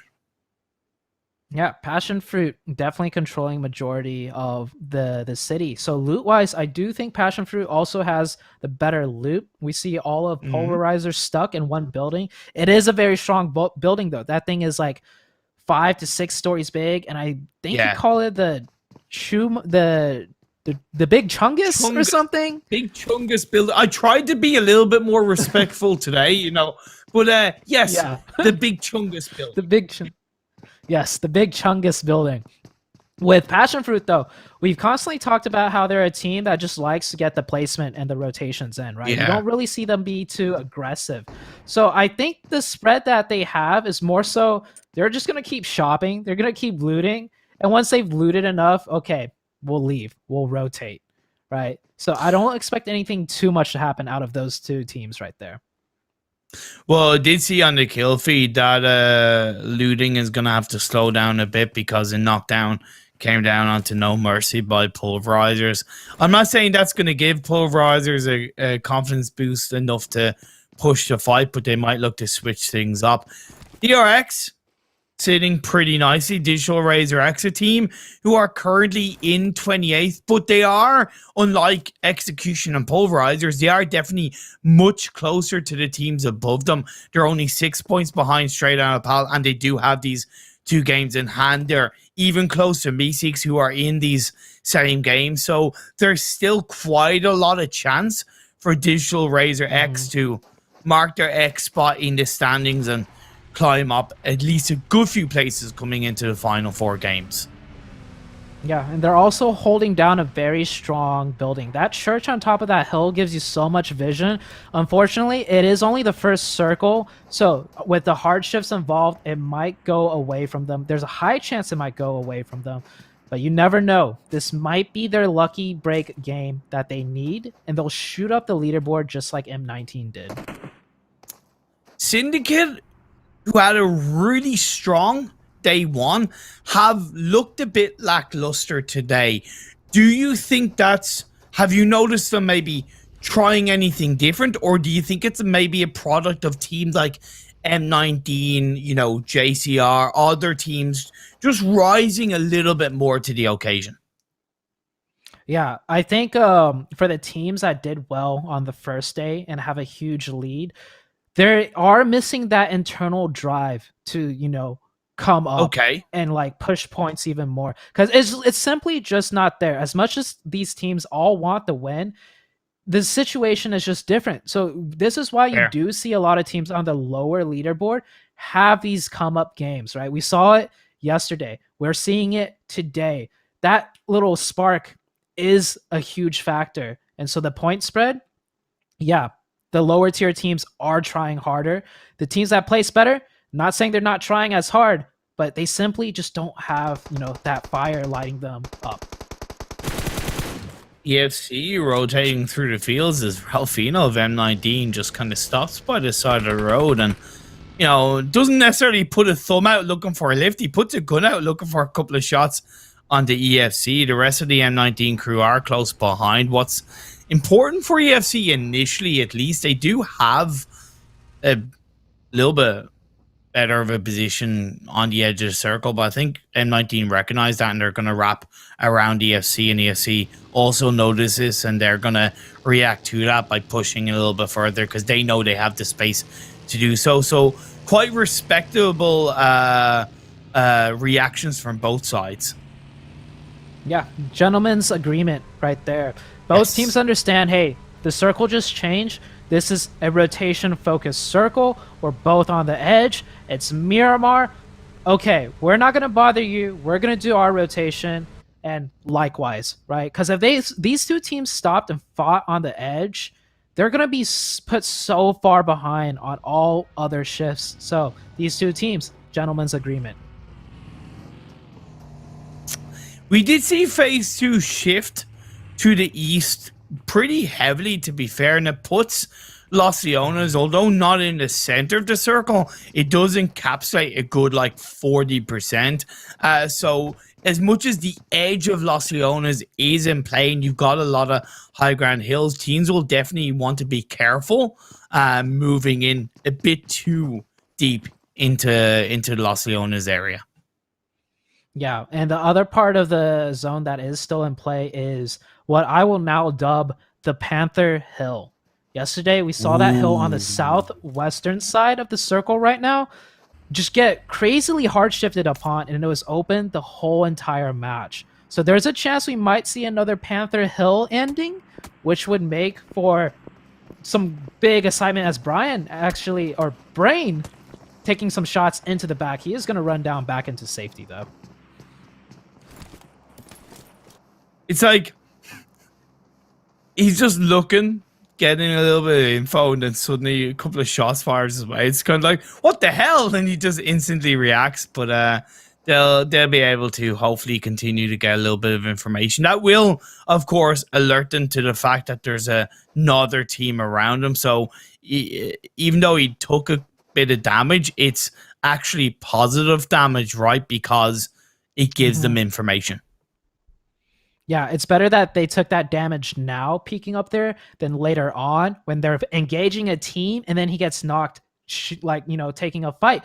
But we have another circle shift and it does go north. Panther Hill will not be in play. It's a northern shift, meaning these southern teams, they have their work cut out for them because the only other way they could rotate in is through the city. On the west side of that southwestern side, there's already teams set up, and look at how empty the east side of that circle is. I'm hoping some teams take advantage of that. Prism and 3Z, maybe they'll make that long rotation and wrap around. It's going to pay out big for them. JCR seem to be going quite deep into the southern edge of the circle, and I fear that might go against them, whereas the two teams you mentioned, 3Z and Prism, definitely seem to be a little bit more intelligent with their shift. And yeah, as it happens, JCR, one of the teams, come in via the south side, and they're going to end up on the hill just overlooking Syndicate, while M19 taking the fight against DRX. It's going to be a knockdown either side. Ralphino is really not looking good health-wise. He pulls off a first aid. The smoke was being attempted to be thrown out to try and get the revive onto that fallen player of M19 and DRX. They are somewhat surviving, but the three players of M19 are wrapping around. Revenge and Skir sticking together, and Ralphino's going to pay the price for that. M19 down to just 2. It's turned the tides, and DRX have the body advantage. Yeah, and look at this. He's hopping in the vehicle to use that TPP advantage in the smoke. That is higher level techniques, and unfortunately, he's getting shot out the vehicle, and Sheen Nguyen still at 1 HP, hasn't got a first aid off, and they're going to get that reset onto Ralphino. I want to see DRX pressure M19 a little bit more as they're getting pressured by a third-party team in this fight. Man, I get why DRX aren't pushing, because if you're a team where they are in the overall standings, there's a little bit more fear, so to speak, but sometimes the best way to conquer fear is to face it head on, and DRX may be giving too much space for that fear to wrap around them and take them out. It's still a 3v3. They're both holding down each other for now. Yeah, so this fight just reset. It was a 3v2 for a little bit when DRX got that knock. But yeah, if you don't take advantage of that opening, it's just going to reset. And there's no way you can just leave either way. So now we see DRX pressing the push onto M19, actually. And M19 on the defensive this time. Oh, nicely done, though. Ralphino does get a knockdown. Drop shot. Being down behind the buggy to keep himself alive. Confirmed that kill in a 2v3. Lovely Molotov wrapping around. He burns himself to the ground, and it's one player left standing. You know, Ralphino, don't go. Don't go. Don't take the damage of the fire. It's not worth it. As Digital Razor X are eliminated by M19. It was a nice attempt. Look at this. Well, yeah, nice attempt, but check out the circle, though.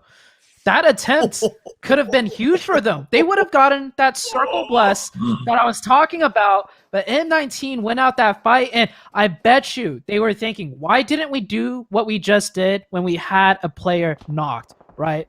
So you need to really press that advantage when you got it. Any hesitation really ruins it, and the Zexus out in the blue. JCR5 picking up 2 easy kills right there.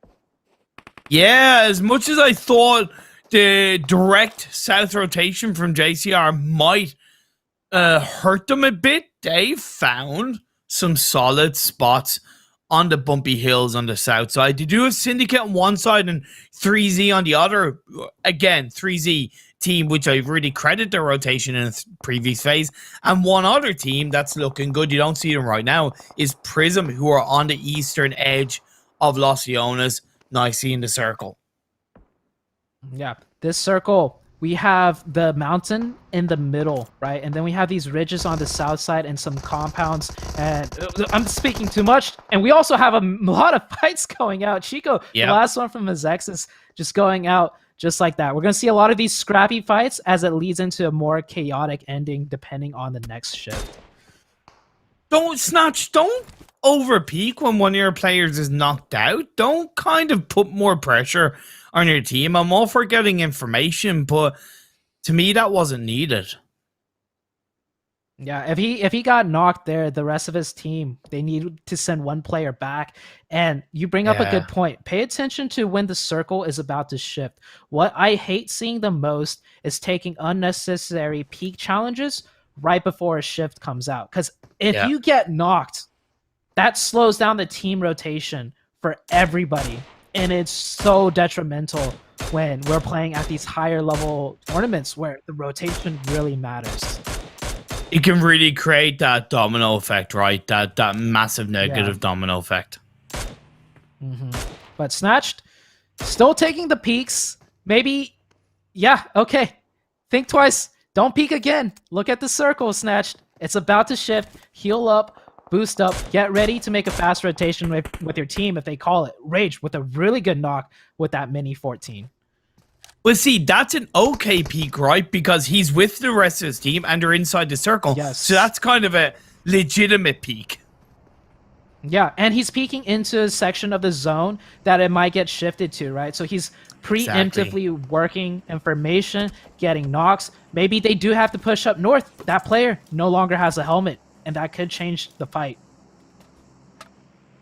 Oh, nice little time for an energy drink stoppage from Prism. You know, I like that. I like it. As the next phase is about to pop up. Will any of these teams like this shift to oh man, we're about to see. Yeah. Oh, it does actually shift to the northeast a little bit, and that does favor Prism. They have those compounds right next to them that they know are open. Yeah. And Warning 6 getting a nice zone bless on that hard shift. Teams like EFC, though, on the west, and M19, definitely not enjoying that hard shift. Yeah, man, Passion Fruit, it is up on the north side that have been gifted that circle shift, and even the side of Polnik on the southwest side. But I worry that Passion Fruit are sending too many players a little bit further into the edge of the circle. I'll respect if it works out, as EFC are taking the fight against Segment X outside the circle. You also have another team in play around that area, and 3Z are getting hurt by Prism quite nicely. Yeah, so on the northwest, these teams are stuck on that hard shift, and they realize, okay, we got to fight our way out. EFC starting the engagement with Segment X, but they're getting third-partied by pulverizers further up on their north side. Meanwhile, these other teams, they're just looking to find whatever position they can and play in. Nice one. Pulverizer's getting punished by the blue, just having his left on his own. He does wrap away, but he might be going into the open loving arms of M19. That does leave Segment X and EFC left on their own. Segment X, failed to really lock themselves up in the first two games. They technically don't need to, but in this fight, they do get a knock and a kill on towards the players of EFC. It's just Telly and Coops left on their own, as Valak is going to get in that bike and shift away. King A inside the vehicle, even Prophecy inside that building might be luring a false insecurity onto EFC as Prophecy chunks up the blue. Yeah, so it looks like EFC realizes, hey, Segment X, they're committed to a defense here. They're not just going to leave the way we would like them to leave, so they're going to force the wrap around. Syndicate, though, pushing off of those two knocks, getting third party by M19, however. Yeah, getting third party. Unfortunately, you made the noise to get the two knocks, but if you have to push it in the open, there's that fear. It's phase 5, baby. That's allowance to Froa to go for that revive, but it's not over yet because Devotion gets knocked down, and that's going to be a confirmation as Apache is going to be left, and Safroa unfortunately cannot get that revive because of a juicy third party from M19, so they don't care who it is. They'll see a body, they'll take it out, they'll go for the control. Yeah, M19 just farming kills right now from a safe position inside that ridge, but as safe as it might be, the next circle shift is coming out, and unless they get circle blessed, it's not going to stay safe much longer, as they will have to push out. Maybe they'll look to farm these teams. Yes, they're going to look to farm these kills before making it into the next circle shift. It does go over to the east side. Oh man, 40 seconds into the blue zone starts closing in. Syndicate, they get the revive on the Brain. So no, I spoke too soon. Brain gets finished off, so Syndicate are down to 2. Seems like Rad is left behind that building while his teammate is trying to maybe secure a wraparound between Polnick and M19, as M19 will, to be fair, get punished or counter, not counter, but will get punished by the side of, I think it's JCR on the southern edge of the circle. It is indeed JCR. Yeah, JCR having another nice circle shift for them over there. And now Syndicate trying to move in. They are going to try and do this disengage, but this is the problem with disengaging when you're stuck on an enemy team. The team that moves first will just get shot at, and there's a high chance they will go down. Rad thinking different. I'm going to go for the kill points here. And to be fair, I respect that by Syndicate. It may not be ideal, but hey, look, oh, a flash? That's uncommon, but I like it. However, Rad gets burning to the ground with the Molotov. Not enough to finish him off, but that's... Oh, no!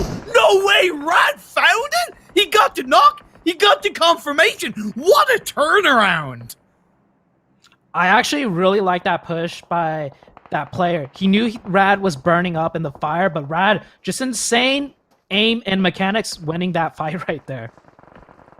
Man, 4 first aids, it's not going to allow him to last that long. And Rad, you saw him actually kind of looking towards the window of that building because he knew that was just a knockdown and not a confirmed kill straight off the bat. Passion Fruit, I was worried about their pushing the previous phase too deep into the centered circle, but although they have a player or two knocked down, they have been able to keep themselves up as a full squad, while Prism... Snatch is knocked down, but 3 of their players now looking to be rolling in on the southeastern edge of the circle. Yeah, this circle ending is amazing. We have steep hills on different angles out of all sides, and we still have some compounds in play right now. And M19 doing a really sneaky rotation, sitting right underneath the JCR team. Oh man, Prism against Snatch, rages up and towards the high ground, elevated position, prone down. He is at risk of getting caught out, but I think he knows that, so that's why he's just looking around and trying to gather as much information and looking to suppress the teams around him a little bit more, while the rest of his team looks to create a controlling position. He gets one knockdown onto Mercy, takes that kill away. This is great play by Prism. Now, this is a shooting gallery. JCR taking shots at Passion Fruit. Prism taking shots at Passion Fruit. M19 taking shots at Prism. All this different elevation is leading to all these sightlines being available for these teams, and they're literally taking pot shots at everyone right now. It's Miramar. It's a Wild Wild West, baby. It's what to expect when you get into the open ends of late game in this kind of circle. Outside Los Leones, it shifts away from all these teams except for maybe just about the players of M19. Yeah, they're inside the circle right now in that bottom dip. It might be a risk of grenades, but at the end of the day, they're in the circle. M19 is actually chilling right now, as the last JCR member is out in the blue zone above them. Low chance JCR is going to be able to drop down and take him out. So M19, they're looking strong game 1. They're looking strong game 2. They're looking strong game 3. As they almost take out Snatch, the overpeak.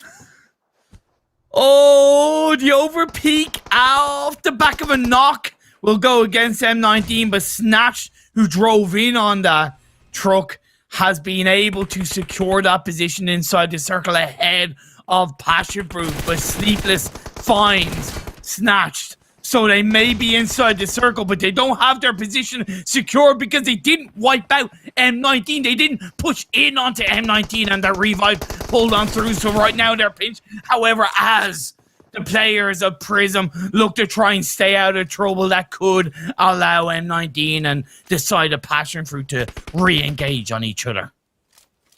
Yeah, one of Passion Fruit just got knocked too, so it could be another reset out of all the 3 teams left alive. It's just one down from each team, constantly, over and over. We see Passion Fruit resetting, M19 resetting. Slump may be able to crawl back, but not with one of those Passion Fruit players right next to him.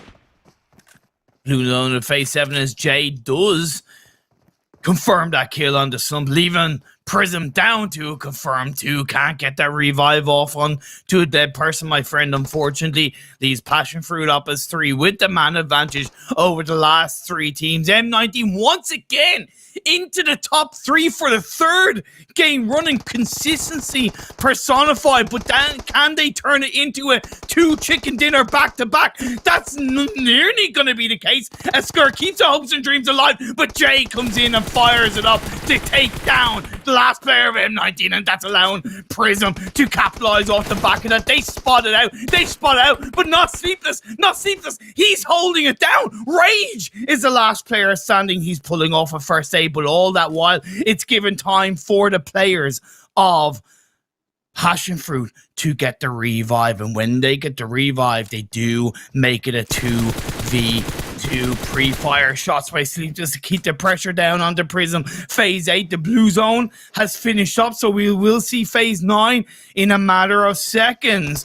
It is going to be that separated play, but out in the open, Prison goes. Rage gets knocked out. It is most likely going to be the end. It was a hell of a game for Prism, but Passion Fruit hunkered down, pushed in on the north. They got into a core position a couple of phases ago, and they know they secured this chicken dinner. They're emoting, they're dancing, they are being all Latino in Miramar to secure this chicken dinner. That's a beautiful game from Passion Fruit. Passion Fruit, the team that just secured the win, and the confidence out of this team, the emoting, we have yet to see that in PMCO. Nicely timed emo, and that's those circle shifts. This time we saw Passion Fruit rearing their head. They're like, hey, we've heard it from Imperium, we've heard it from Zute, we're a team, we just sneak our way up there. But this time they did not sneak their way up there. They took a 4-way fight with 3 different teams, and then securing that chicken dinner, and on top of it, I'm gonna say it once again, emoting for the win at the very end. Man, I couldn't have said it better myself. They had a much different game in Miramar, and they blew it out of the water. Fantastic performance. Prism Esports finding their strength. When the circle, I think it was on phase 3 or phase 4, not quite remember, but when it shifted quite up north, and we talked about the teams down south having a tricky position, I remarked on Prism's kind of, that northeast rotation up onto the eastern side outside of Los Leones. That is pretty much what gave them so much strength to control these circles outside of it still shifting in their direction. They got the better of We Support Farmers. They overall got the better of JCR. And for an extended period of time, they did put quite a decent bit of pressure on the Passion Fruit. Yeah. And Prism, that push onto M19, I love that confidence. We saw Snatch drive it right in, and they had the Overwatch set in place. M19 peek out just a little bit too long, punished, instantly knocked. It all went to nothing, though, when the Passion Fruit, the team we didn't expect to be so loud coming into the end of the game, they stopped that push. They put a dent into Prism. That allowed M19 to peek up and shoot Prism, and ultimately, Passion Fruit just wiped both teams out for the chicken dinner. Man, and one thing that I've noticed with regards to at least the 2 games that we've seen in Sanhok and Miramar is that we're getting to the 20-minute stage of the game, and it's not that we're down to a super low amount of teams, but we're down to a low amount of players. Like, for example, in Sanhok, it was like 11 teams with 22 players. In this game, it was 9 teams with 25 players. So, I know we're having weird circle shifts, but maybe there's a little bit of a pattern where too many teams are kind of losing too many players, whether it's rough rotations or inexperience, but it's a pattern that I've at least seen over the last 2 games. Yeah, if you ask me, this is due to the fact that after these 2 teams, or these teams have played 2 days, they realize, hey, some of these rotations where we're just losing players, it's not worth it, right? We may as well pick up the kill points. And every single tournament, especially on the PMCO stage, teams start to learn how important kill points are, and then they start testing their team's strength. And maybe that's why we see more fights early on. We see teams just going for the engagement instead of the Hail Mary rotation that rarely works out. And yeah, it's leading to more teams being, weakened towards the later stages of the game.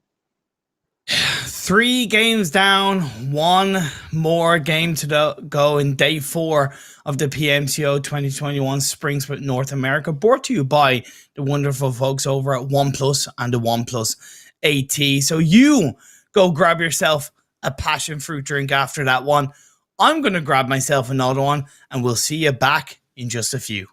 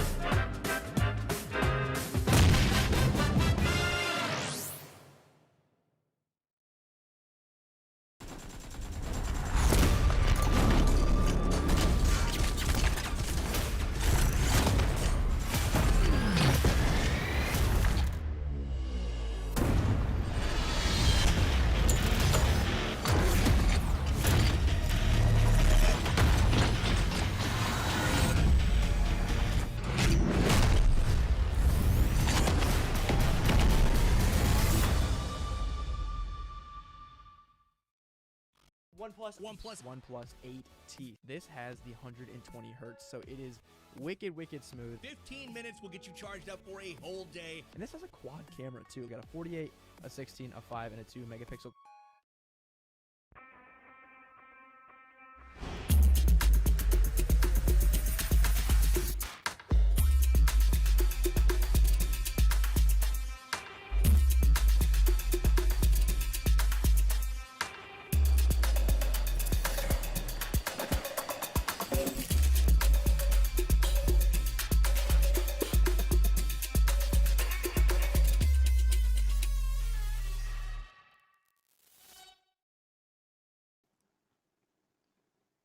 Man, I know we said it every day and it's gotten better every day, but like, what a set of games we've had so far, Zute.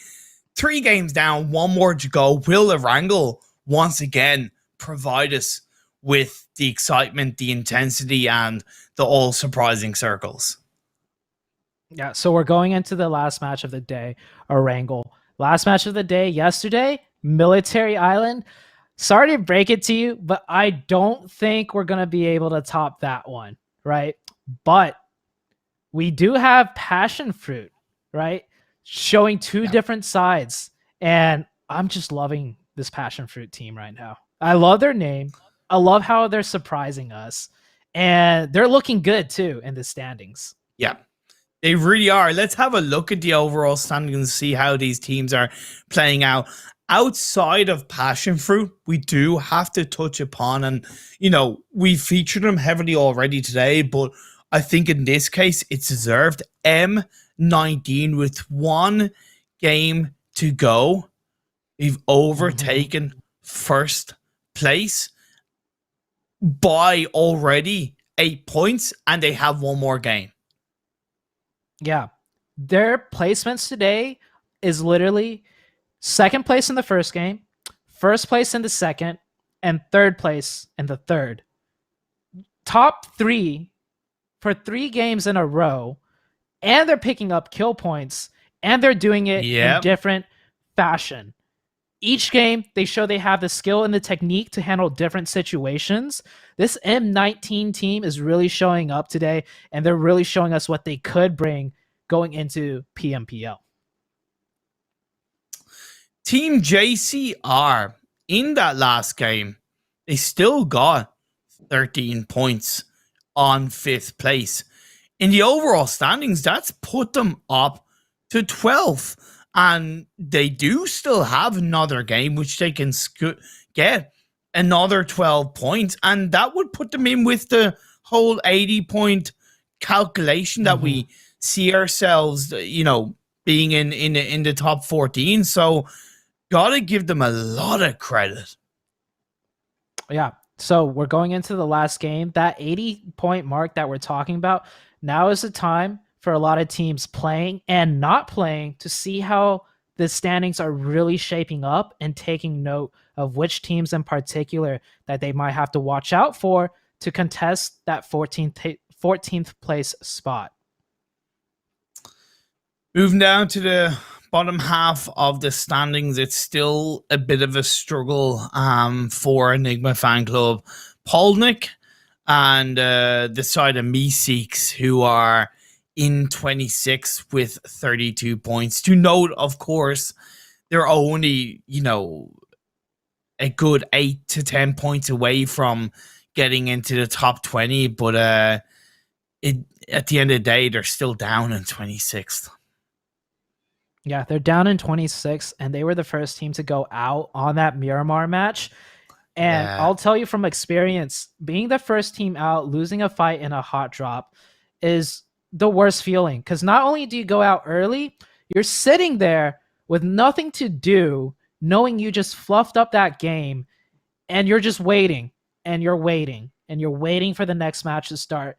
And in that period of silence, maybe you're talking to your teammates, but it really hunkers down on you, and it's not a good feeling going into the last game. Does it also test the not out of game, but the synergy and trust of the team in terms of it's so easy for teams to, go at each other after a bad game, especially in this kind of scenario where they need all the points that they can get. It must put a lot of stress, because not that you want to blame somebody, but you want to find a reason, whether it's your teammate or otherwise, so that there's some form of, validity or whatever. Either way, it's not easy. Yeah, when something goes bad, it's like you're trying to improve as a team. You're trying to point out the mistakes. And if the mood on the team is not a positive one, when you're trying to point out mistakes, exactly, certain players, they might feel personally attacked. They might feel like they're being blamed. But hey, this is how competitive works, right? This type of pressure, these type of mistakes, it's part of the game. And hopefully Meeseeks is on the other side of it, where they're not taking it negatively. But I bet you right now, Imperium, there's a lot of teams right now not doing so hot, and their mental is being heavily challenged. One more game to go into Erangel, so there is the next 30 minutes or so of this Erangel game to get the kills, get the points necessary to at least keep that fight in them, to boost that morale, to boost that confidence, not just for them, but all these teams, Enigma Fan Club, Polnick, 3Z, who's going to be the ones to take it out on top? We've highlighted teams like, Segment X, but they've yet to really feature. Could they come into the final game and grab the chicken dinner like they did on their first day? Either way, I do think it's a very open book for any of these teams to take. Yeah, definitely open book. I'm looking for that God-sent game ending where one of the teams at the bottom just shoot up a little bit and set themselves up.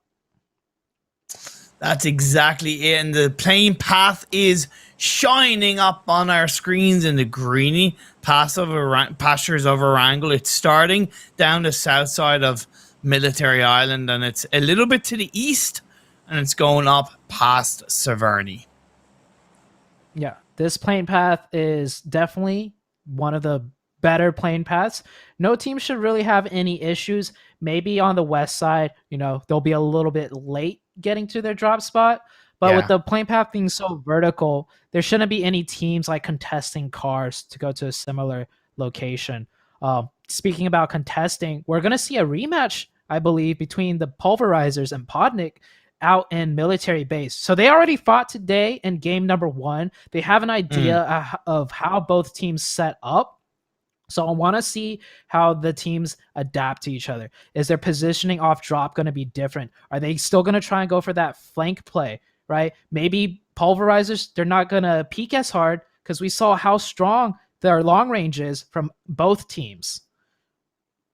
It does seem like both teams have learned and they're dropping much closer to each other in separate areas of this military island. JCR are going to have the coastal line of the southwest mainland all to themselves. That's pretty good for them. But this phase 1 shows up and it complements this plane path pretty damn nicely.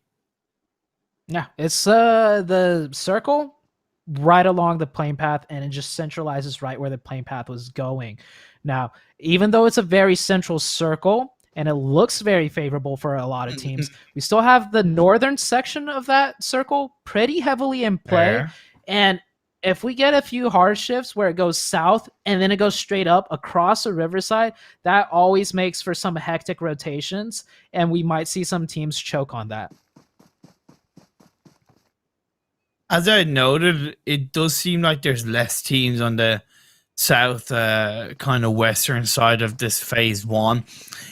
Of course, you still have to be careful on that rotation in that area if you're coming from another direction, because, you know, we know it's free. They obviously aren't fully going to know until they get there. But I suppose my point is that that southwest area of the map, it doesn't really give that much information on the more centralized locations. So if you do go there, prepare to, if the phase 2 shifts away from you, to go in a little bit more into the unknown, as Polnik, they definitely are in the known of what pulverizers are doing. They get a nice knock and a kill onto Nade God. Yeah, Lamey here. I think it was also game 1 that Lamey pulled up with the buggy, getting that instant off angle. We saw how early Lamey left his loot position, knowing pulverizers were all in that compound, and he already set up that off angle. Lamey, I think, is the off angle specialist on the team, but is he aware he's running right into another member, and he goes prone? That saves him, and now he's in a 1v1. He's got to watch out for this grenade, though. But another off angle from the backside. This Polnik team just encroaching in circles around and trapping and choking out this pulverizer team. This team knows how to fight. I want to see them be more aggressive and take more fights early on.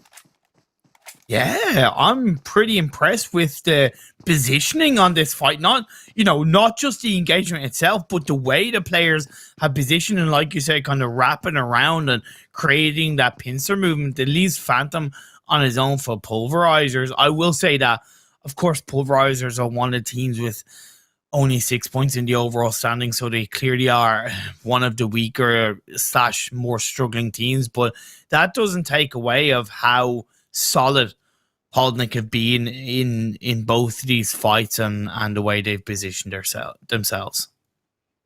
Yeah, I love seeing Polnik take the initiative to pick up these kill points. They didn't just loot and let one team stay on their side and then they both separate off. That early positioning out of Lamey stopped the rest of pulverizers from leaving, and now they're going to pick up this kill point, which brings to me a question. Why did pulverizers drop here again if they were not ready to commit to a fight, right? I mean, it works out for Polnik. They need the points. They're sitting in 21st place, and they're about to pick up 3 kill points here. So it works out for them.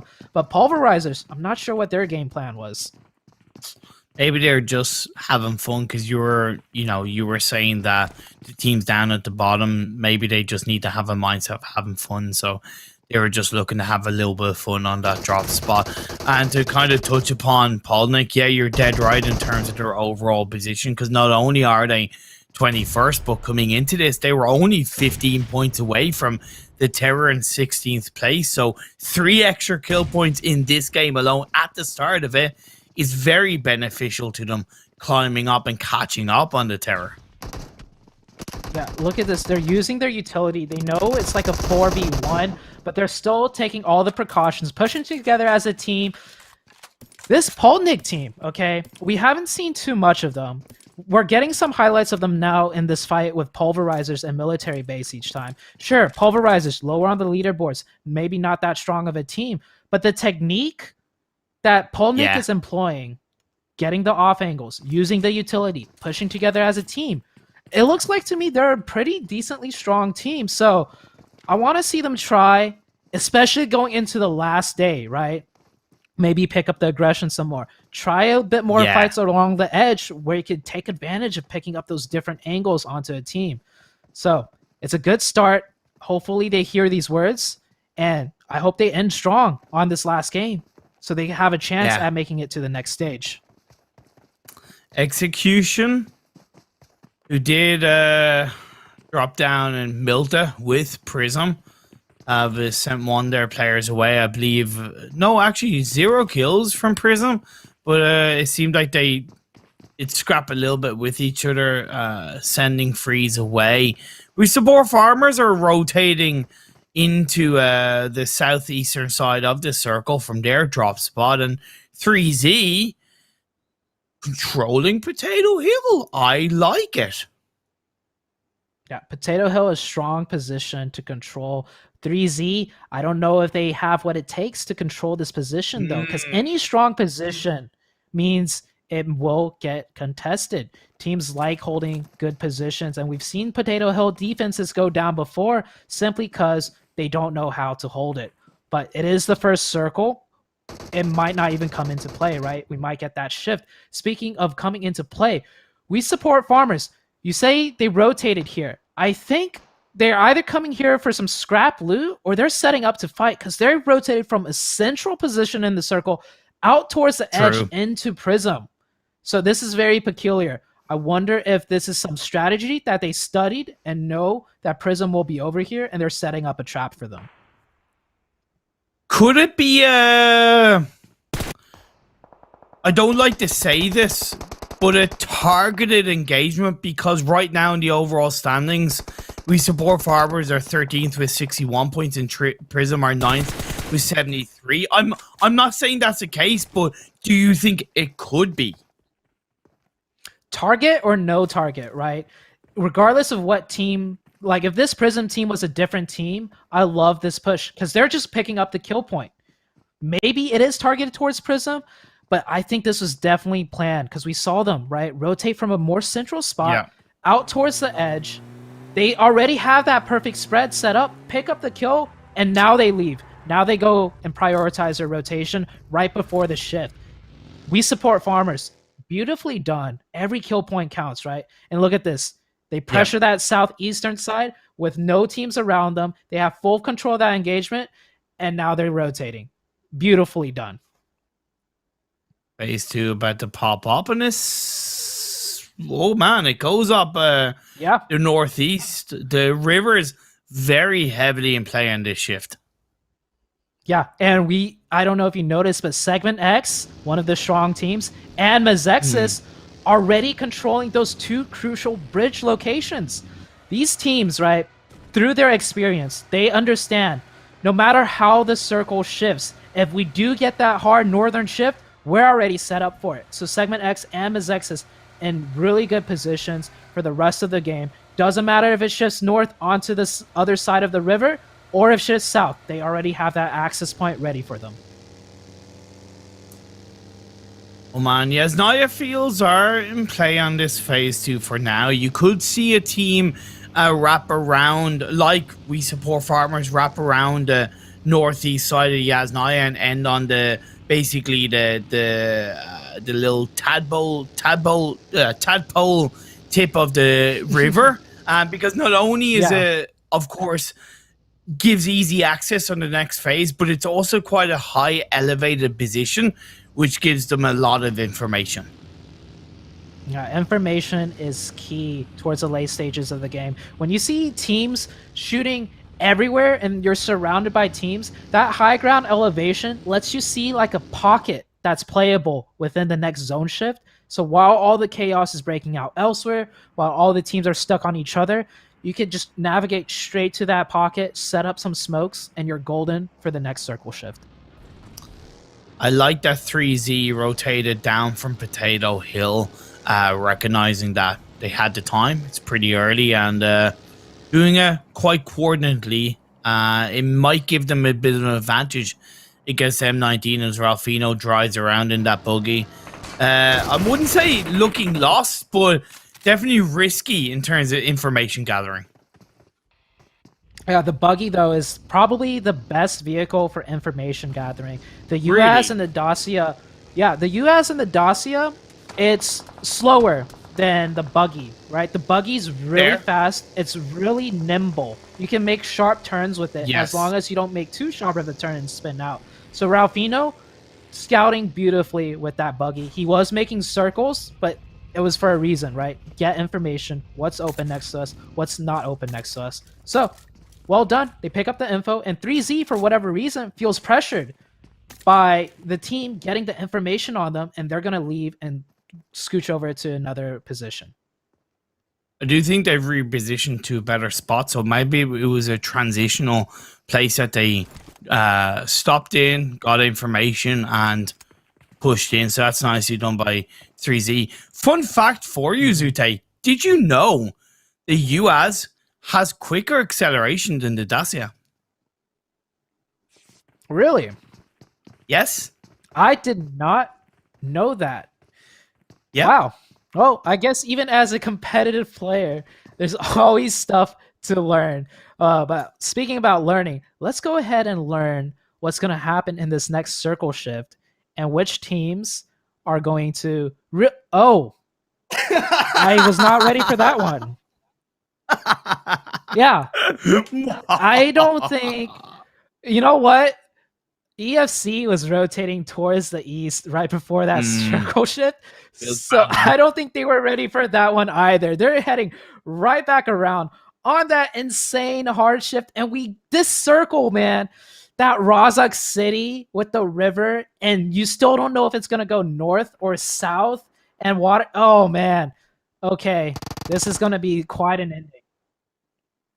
Yeah, it is going to be quite an ending. EFC clashing against Mizexus. Telly is knocked down while Coops did confirm that kill. One thing I'll say is I've never, ever really been a person to turn around and say, oh, lovely grenade by Coops, that you should rotate into Rozhok on phase 3. But honestly, that kind of shift, I'm totally okay with teams like Passion Fruit and Meeseeks going into Rozhok because it was just such a hard shift.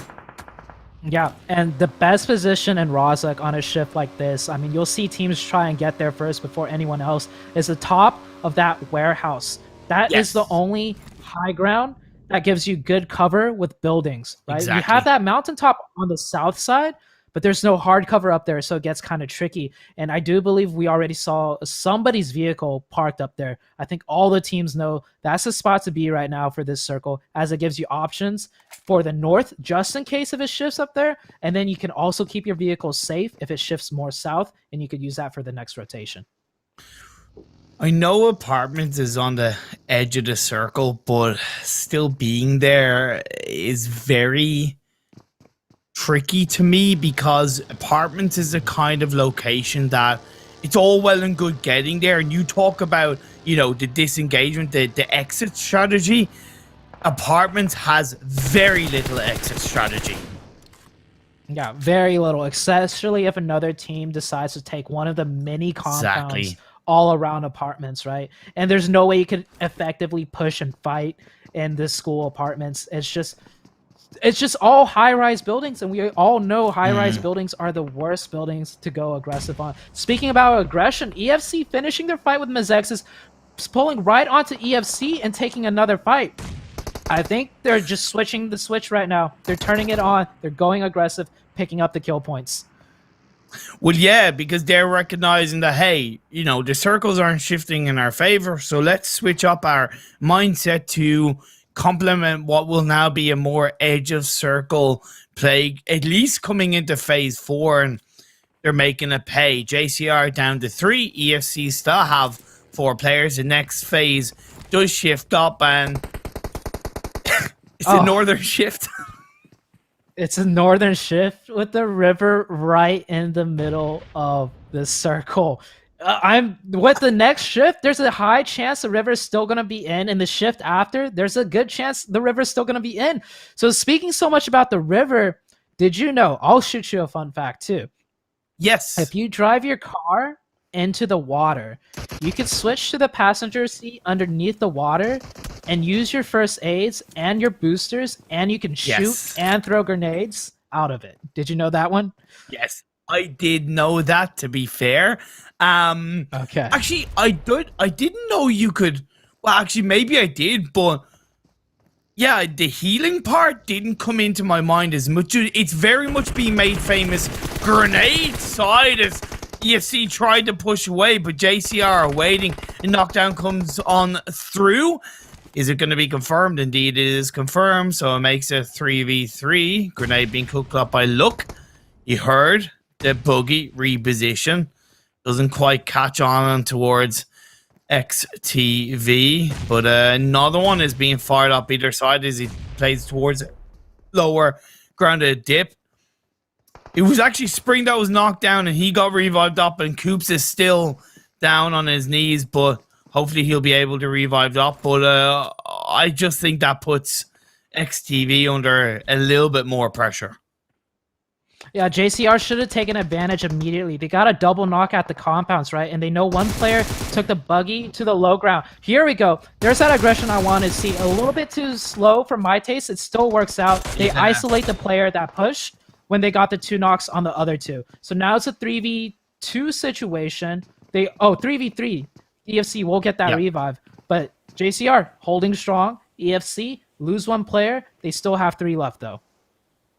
And I'm not saying that either of these teams would move away off the back of winning a fight, but if they were to, if they wanted to, this engagement is slowing both of these teams down, which does allow teams around them to encroach on their space and hold on to maybe a better north of the river position, as we support farmers are kind of forced to go onto this Roshawk terrain that is already controlled by a number of teams. Yeah, and look at who has that high ground advantage I was talking about. None other than Passion Fruit. They're sitting up there pretty, probably mixing some Passion Fruit pina coladas themselves and sipping on it. They know how good of a position they have, and they're just looking to farm whatever kills they can. If you like pina coladas, get lost in the rain. See, man, thank you for setting that one up, because I've had that in my head, to be fair. 3Z, is it just me, or is that a team that we've seen in pretty much every single circle just shift really quickly? Like, they've been around this whole map. I love it. They're making it work. They get a knockdown, but in from behind, Clicks nearly goes down, but is able to prone in time. Yeah, not just prone in time, but he confirmed that knock on the outside wall. And we have the next shift. Here we go. Water is in play, but that M19, oh my god, M19. How, who, what? This circle, right, with M19's position, guaranteed top 3. Caster's Curse aside, I don't care. M19 is doing so well. I'm still going to say it. They're going to get another top 3 finish. And everything south of M19 is just open, sloping hills. M19 prayed to the PUBG Mobile gods. Let's be fair. They prayed to them. 3Z, they may have prayed. Their prayers weren't answered, but they are answering their own challenge by constantly rotating through these circles. They put pressure onto We Support Farmers. They're maybe forcing them around them, which gives a little bit more space to engage. Clicks is on top of the roof, but they still have to be careful because they are not inside this phase 5. And Fraser inside the blue gets a knockdown on the Haru. Yeah, I like Fraser knowing he has no way to leave and he's just looking for the kill points. The only thing he could have done better is have used boosters earlier on, but it doesn't matter. He picks up two kill points for the side of We Are Farmers, or We Support Farmers. Unfortunately, you're dead right with the energy drinks and he can't get the heal off in time. Now on the edge of the south side of the circle, Passion Fruit. Jay's knocked down, but they can still have themselves up as full squad for Segment X. King A is down. Prophecy is left further back, and he's definitely not going to get the revive, while Syndicate are in a 2-2 split either side of the river. Yeah, either side, because they don't know which way the next circle is gonna go. So like it's quite an interesting split, one we don't usually see, but we Yeah. also don't see a circle like this, and I like it. I really like that 2-2 split. Segment X, so on the south side, really being pressured out by Oh, what a grenade from all the way up top! Quite a throwing arm out of Passion Fruit. And that's an important grenade because let's be fair, if the circle shifts down south, Passion Fruit will have to kind of move down to that position. So them taking down what is now the whole of Segment X gives them a bit more control before the circle shifts on up. They are having to be aware of JCR in the higher elevated position across the river line, not afraid to take their own shots. Yeah, Passion Fruit sitting pretty up here. This position, I said it like 3 circles earlier, it's such a strong position, and Passion Fruit are showing us why. As strong as it is, though, this shit, they gotta get this position up, and they gotta swim. They gotta go north, but they do have vehicles, right? They can still use the vehicles to make that quick dive over, which, you know, really saves them. And M19, my God. Okay, M19. What? M19, come on. Whatever you're doing, you know, the rest of the teams are going to start getting super jealous of you, but either way, it's shifted up north. For the side of Passion Fruit, I think they have sent a couple of players across the river, so they're going for that little bit of a split, but what I would recommend is that they keep one in the back line, which in this case is Jay, to not only try and take down Apache, but also create more information and more space for hopefully the rest of their team to stay on the edge of this river. Yeah, I totally agree with your analysis right there. He should wait as long as he can and to provide cover, give info. Because once they all cross over, like you see it now, it's just a shooting gallery for all the teams on the high ground. So Passion Fruit doing whatever they can right now. They have some smokes. Maybe they can smoke their way up as JCR and M19 take their engagement on the top of the high ground. We're down to 4 teams, 13 players, and it's only phase goddamn 6. That's all off the back of these crazy circle shifts over the last 2 or 3 phases. Most of the lobby is being wiped off the board. Syndicate comes in, Brain onto Revenge. The circle may have gone into favor of M19, but teams aren't afraid to challenge him. Ralphino gets a lovely kill along with Skirr is going to get another one. And that leaves Syndicate down onto the ground with just 1 player left standing. Maybe they didn't account for the fact that Passion Fruit were behind them. Maybe they pushed in a little bit too deep, a little bit too early. Yeah, beautiful split out of M19. Yes, they had a player kind of exposed, forced in a 1v3 situation when a team plays aggressive, but from his position, his teammates had easy sightline coverings to stall that push and to completely shut it down, and that actually gives Passion Fruit their opening to sneak on up, and we're down to 14 now. Skirr, firing up with the DP28. We know how good it is in this kind of position, long range. As Versa gets knocked down, Jay's left on his own. JCR going up against M19, going up against Passion Fruit. We know how good Passion Fruit are at staying down and just staying out of trouble, and they have gotten themselves into the top 3 once again. But up on the hills, JCR have that flat terrain. They have the high ground of the circle, and M19 are still a full squad. And the circle has shifted, and Jay is actually in zone down there. But I think as soon as that smoke runs out, Batman's going to get a shot on him. So it comes down to the 3v3 on the top of the high ground between M19 and JCR. Both teams with partial circle, but definitely favors M19 once again. Nice smoke. I think that was by luck. It's not directly in front of him, but it's enough to protect himself from getting caught out and allows him to get a bit of information. Same with Murder. So those are great smokes being thrown out by JCR. Yeah, great smokes indeed, but smokes will only last so long, and with the circle closing soon, JCR is going to have to go out into the open, and M19 has that ridge that they could just peek over the top, so it's not looking too good unless they get some good grenade connections here. Lovely grenade shots by Murder while his teammate Look drives forward. So what they're doing, right, is that they're creating that suppression from a distance with the grenade and allowing his teammate to push forward. It might not work out, but I definitely appreciate the attempt from them. M19 have 3 players huddled down while the blue zone of phase 7 closes in. Batman has not been able to get that knockdown onto Jay as for now. So you called it in terms of this 3v3 fight on top of the hill. It's going to come down to this. Look is being won with the bush right now as phase 8 fires up. The shots are going to be thrown out. Nemesis is going to play into support. Look and Murder just a little bit more. Yeah, the snakes are definitely really important right now. If they get spotted, the defense out of JCR completely falls apart. Nemesis, I think, is trying to bait them to peek out so the snakes can take some shots and do a push off of a knock, but we'll see what happens. M19 looking strong, though. I don't think they're going to throw this one.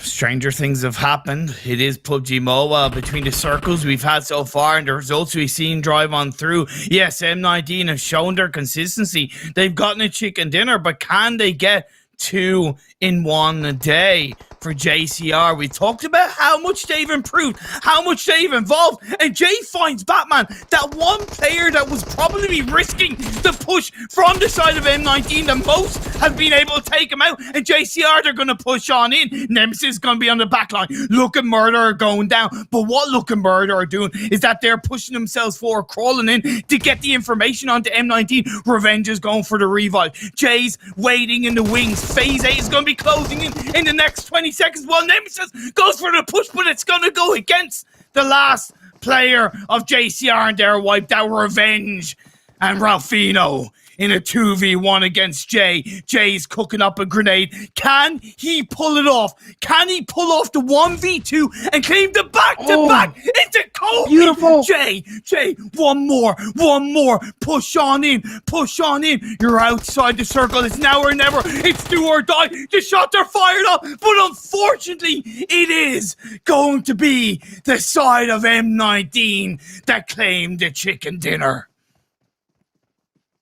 Give me a second to breathe, Imperium. I think that was one of the... Wow. I'm sorry, but wow. What a way that from the circles to Passion Fruit doing what Passion Fruit does best, just snaking in at the end. But my God, M19, top 3 finishes, 2 chicken dinners, all 4 games, but Passion Fruit just as well. That grenade, Imperium, he heard the audio cues and he just lined it up. That was amazing. And I don't know what else to say, Imperium. He couldn't have done, let's be fair, he couldn't really have done better, right? His back was against the wall. He timed it perfectly onto the fight, right? He knocked down Batman, which gave him so much more freedom to push up that mountain. He waited for JCR and M19 to fight. He must have been tracking the kill feed, the knock feed, and even though in theory it's a little bit easier, still when you're on your own, trying to track it and hold on to your own position and keep an eye on everything else, it was a really damn good job from Jay. And once again, Passion Fruit, 10 kills with that second place. Yeah. So, you know, this switch is being flipped.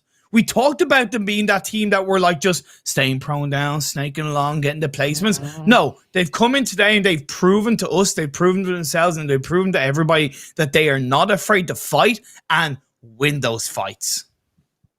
Yeah, after today, right? Seal of approval to Passion Fruit, and also seal of approval to M19. Like, maybe the circles lined up for M19 a little bit, but still, to get a top 3 finish 4 games in a row, no matter how lucky you are, you're playing your cards right. Your teamwork is on point. Like, we saw that push out of Syndicate. They pushed the one player that was isolated by himself. No, he was not isolated. They knew their setup. They knew their lines of sight. They knew what they were doing and instantly stopped that Syndicate push, regained control of where that player was earlier, and then clutched out the chicken dinner. And it's just, these games have been so fun to watch in PMCO, and we're not even done yet. We still got more for just PMCO alone. After PMCO, we're moving into PMPL, and I'm so excited to see how these teams do later on. It's crazy. But JCR, maybe they got outshined by Passion Fruit and M19, but just to give you a quick stat, 13, 9, 14, and 17. That is 30, 40, that's like 52 points or so, or 56 points, whatever, in like 4 games. A massive day for JCR, and I mean a massive day. It is a massive day, and yeah, their spotlight kind of got stolen by Passion Fruit, but do you know what place they came in today at? Sorry if you don't know, but I gotta throw that question out there. Well, when you say what placement were they coming into today's games? Yes. They were 22nd with only 22nd 32 points. Yep, 22nd with 32 points. So while you're processing that, let's put it through to the overall rankings to see where they ended up. And I will note, every single team has played 8 points. And would you look at that? We will talk about the top, but team JCR from 22nd to 7, just like that, 85 points. In my eyes, that's them qualified for the finals. Yeah, I think JCR, that is consistency right there. It's not always about the pop-off games, right? It's not about the big wins. What you really want as a team in the long run is what JCR pulled off. Good amount of points every game. They didn't get the best circles each game, so they didn't get that chicken dinner, but they made the best of it. And like you said, 22nd to 7th, JCR was the team that really needed the points too. Passion Fruit coming into today was sitting pretty, and now they're sitting even more pretty, right? But JCR not looking strong. This is the team, I think, that's the winner for today. For today's games, JCR is the true winners because they managed to bring themselves up into a qualifying position.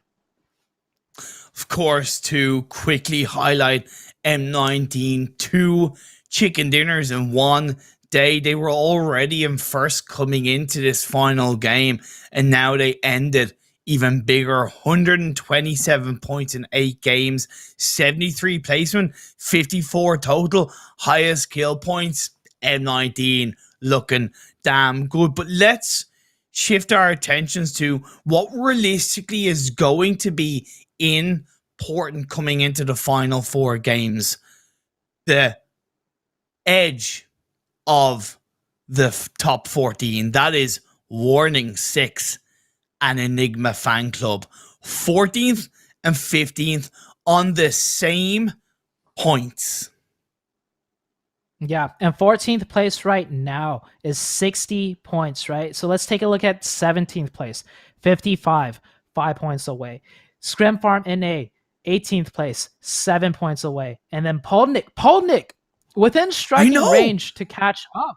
Yeah, Polnick also had a really good day today. Maybe not like JCR shooting up into a qualifying spot, but they shot themselves up in a position where on the last day, they have a good chance to strike and also qualify themselves. So Polnick also having a really good day today. 17 points. Okay, 17 points. Divide Ogilvy in 14th. In 12th. And Null in 20th. 17 points. That's just more than a chicken dinner. Every single team has 4 more games to go. It is still wide open for any of the 10th to 20th to take. It is, man, it's gonna be amazing. Yeah, definitely going to be amazing. Just as amazing as the games we saw today. I think Passion Fruit and Dior are gonna be like my new favorites coming out of PMCO. Both these teams I don't know too much about, honestly, but they both got really cool names, right? Dior and Passion Fruit. It's catchy. And then they've also shown like just how talented they are.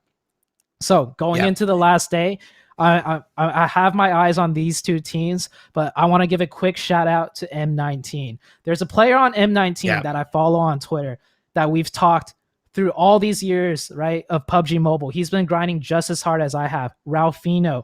Hey, man, if you're watching, we've talked a lot about what it takes to be an IGL, what it takes to be a top tier team. You've asked me a lot of questions. I'm so proud of you, man. Like today, I think it's come to fruition. So congrats to you, Ralphino, and congrats to the M19 team for having such an amazing performance.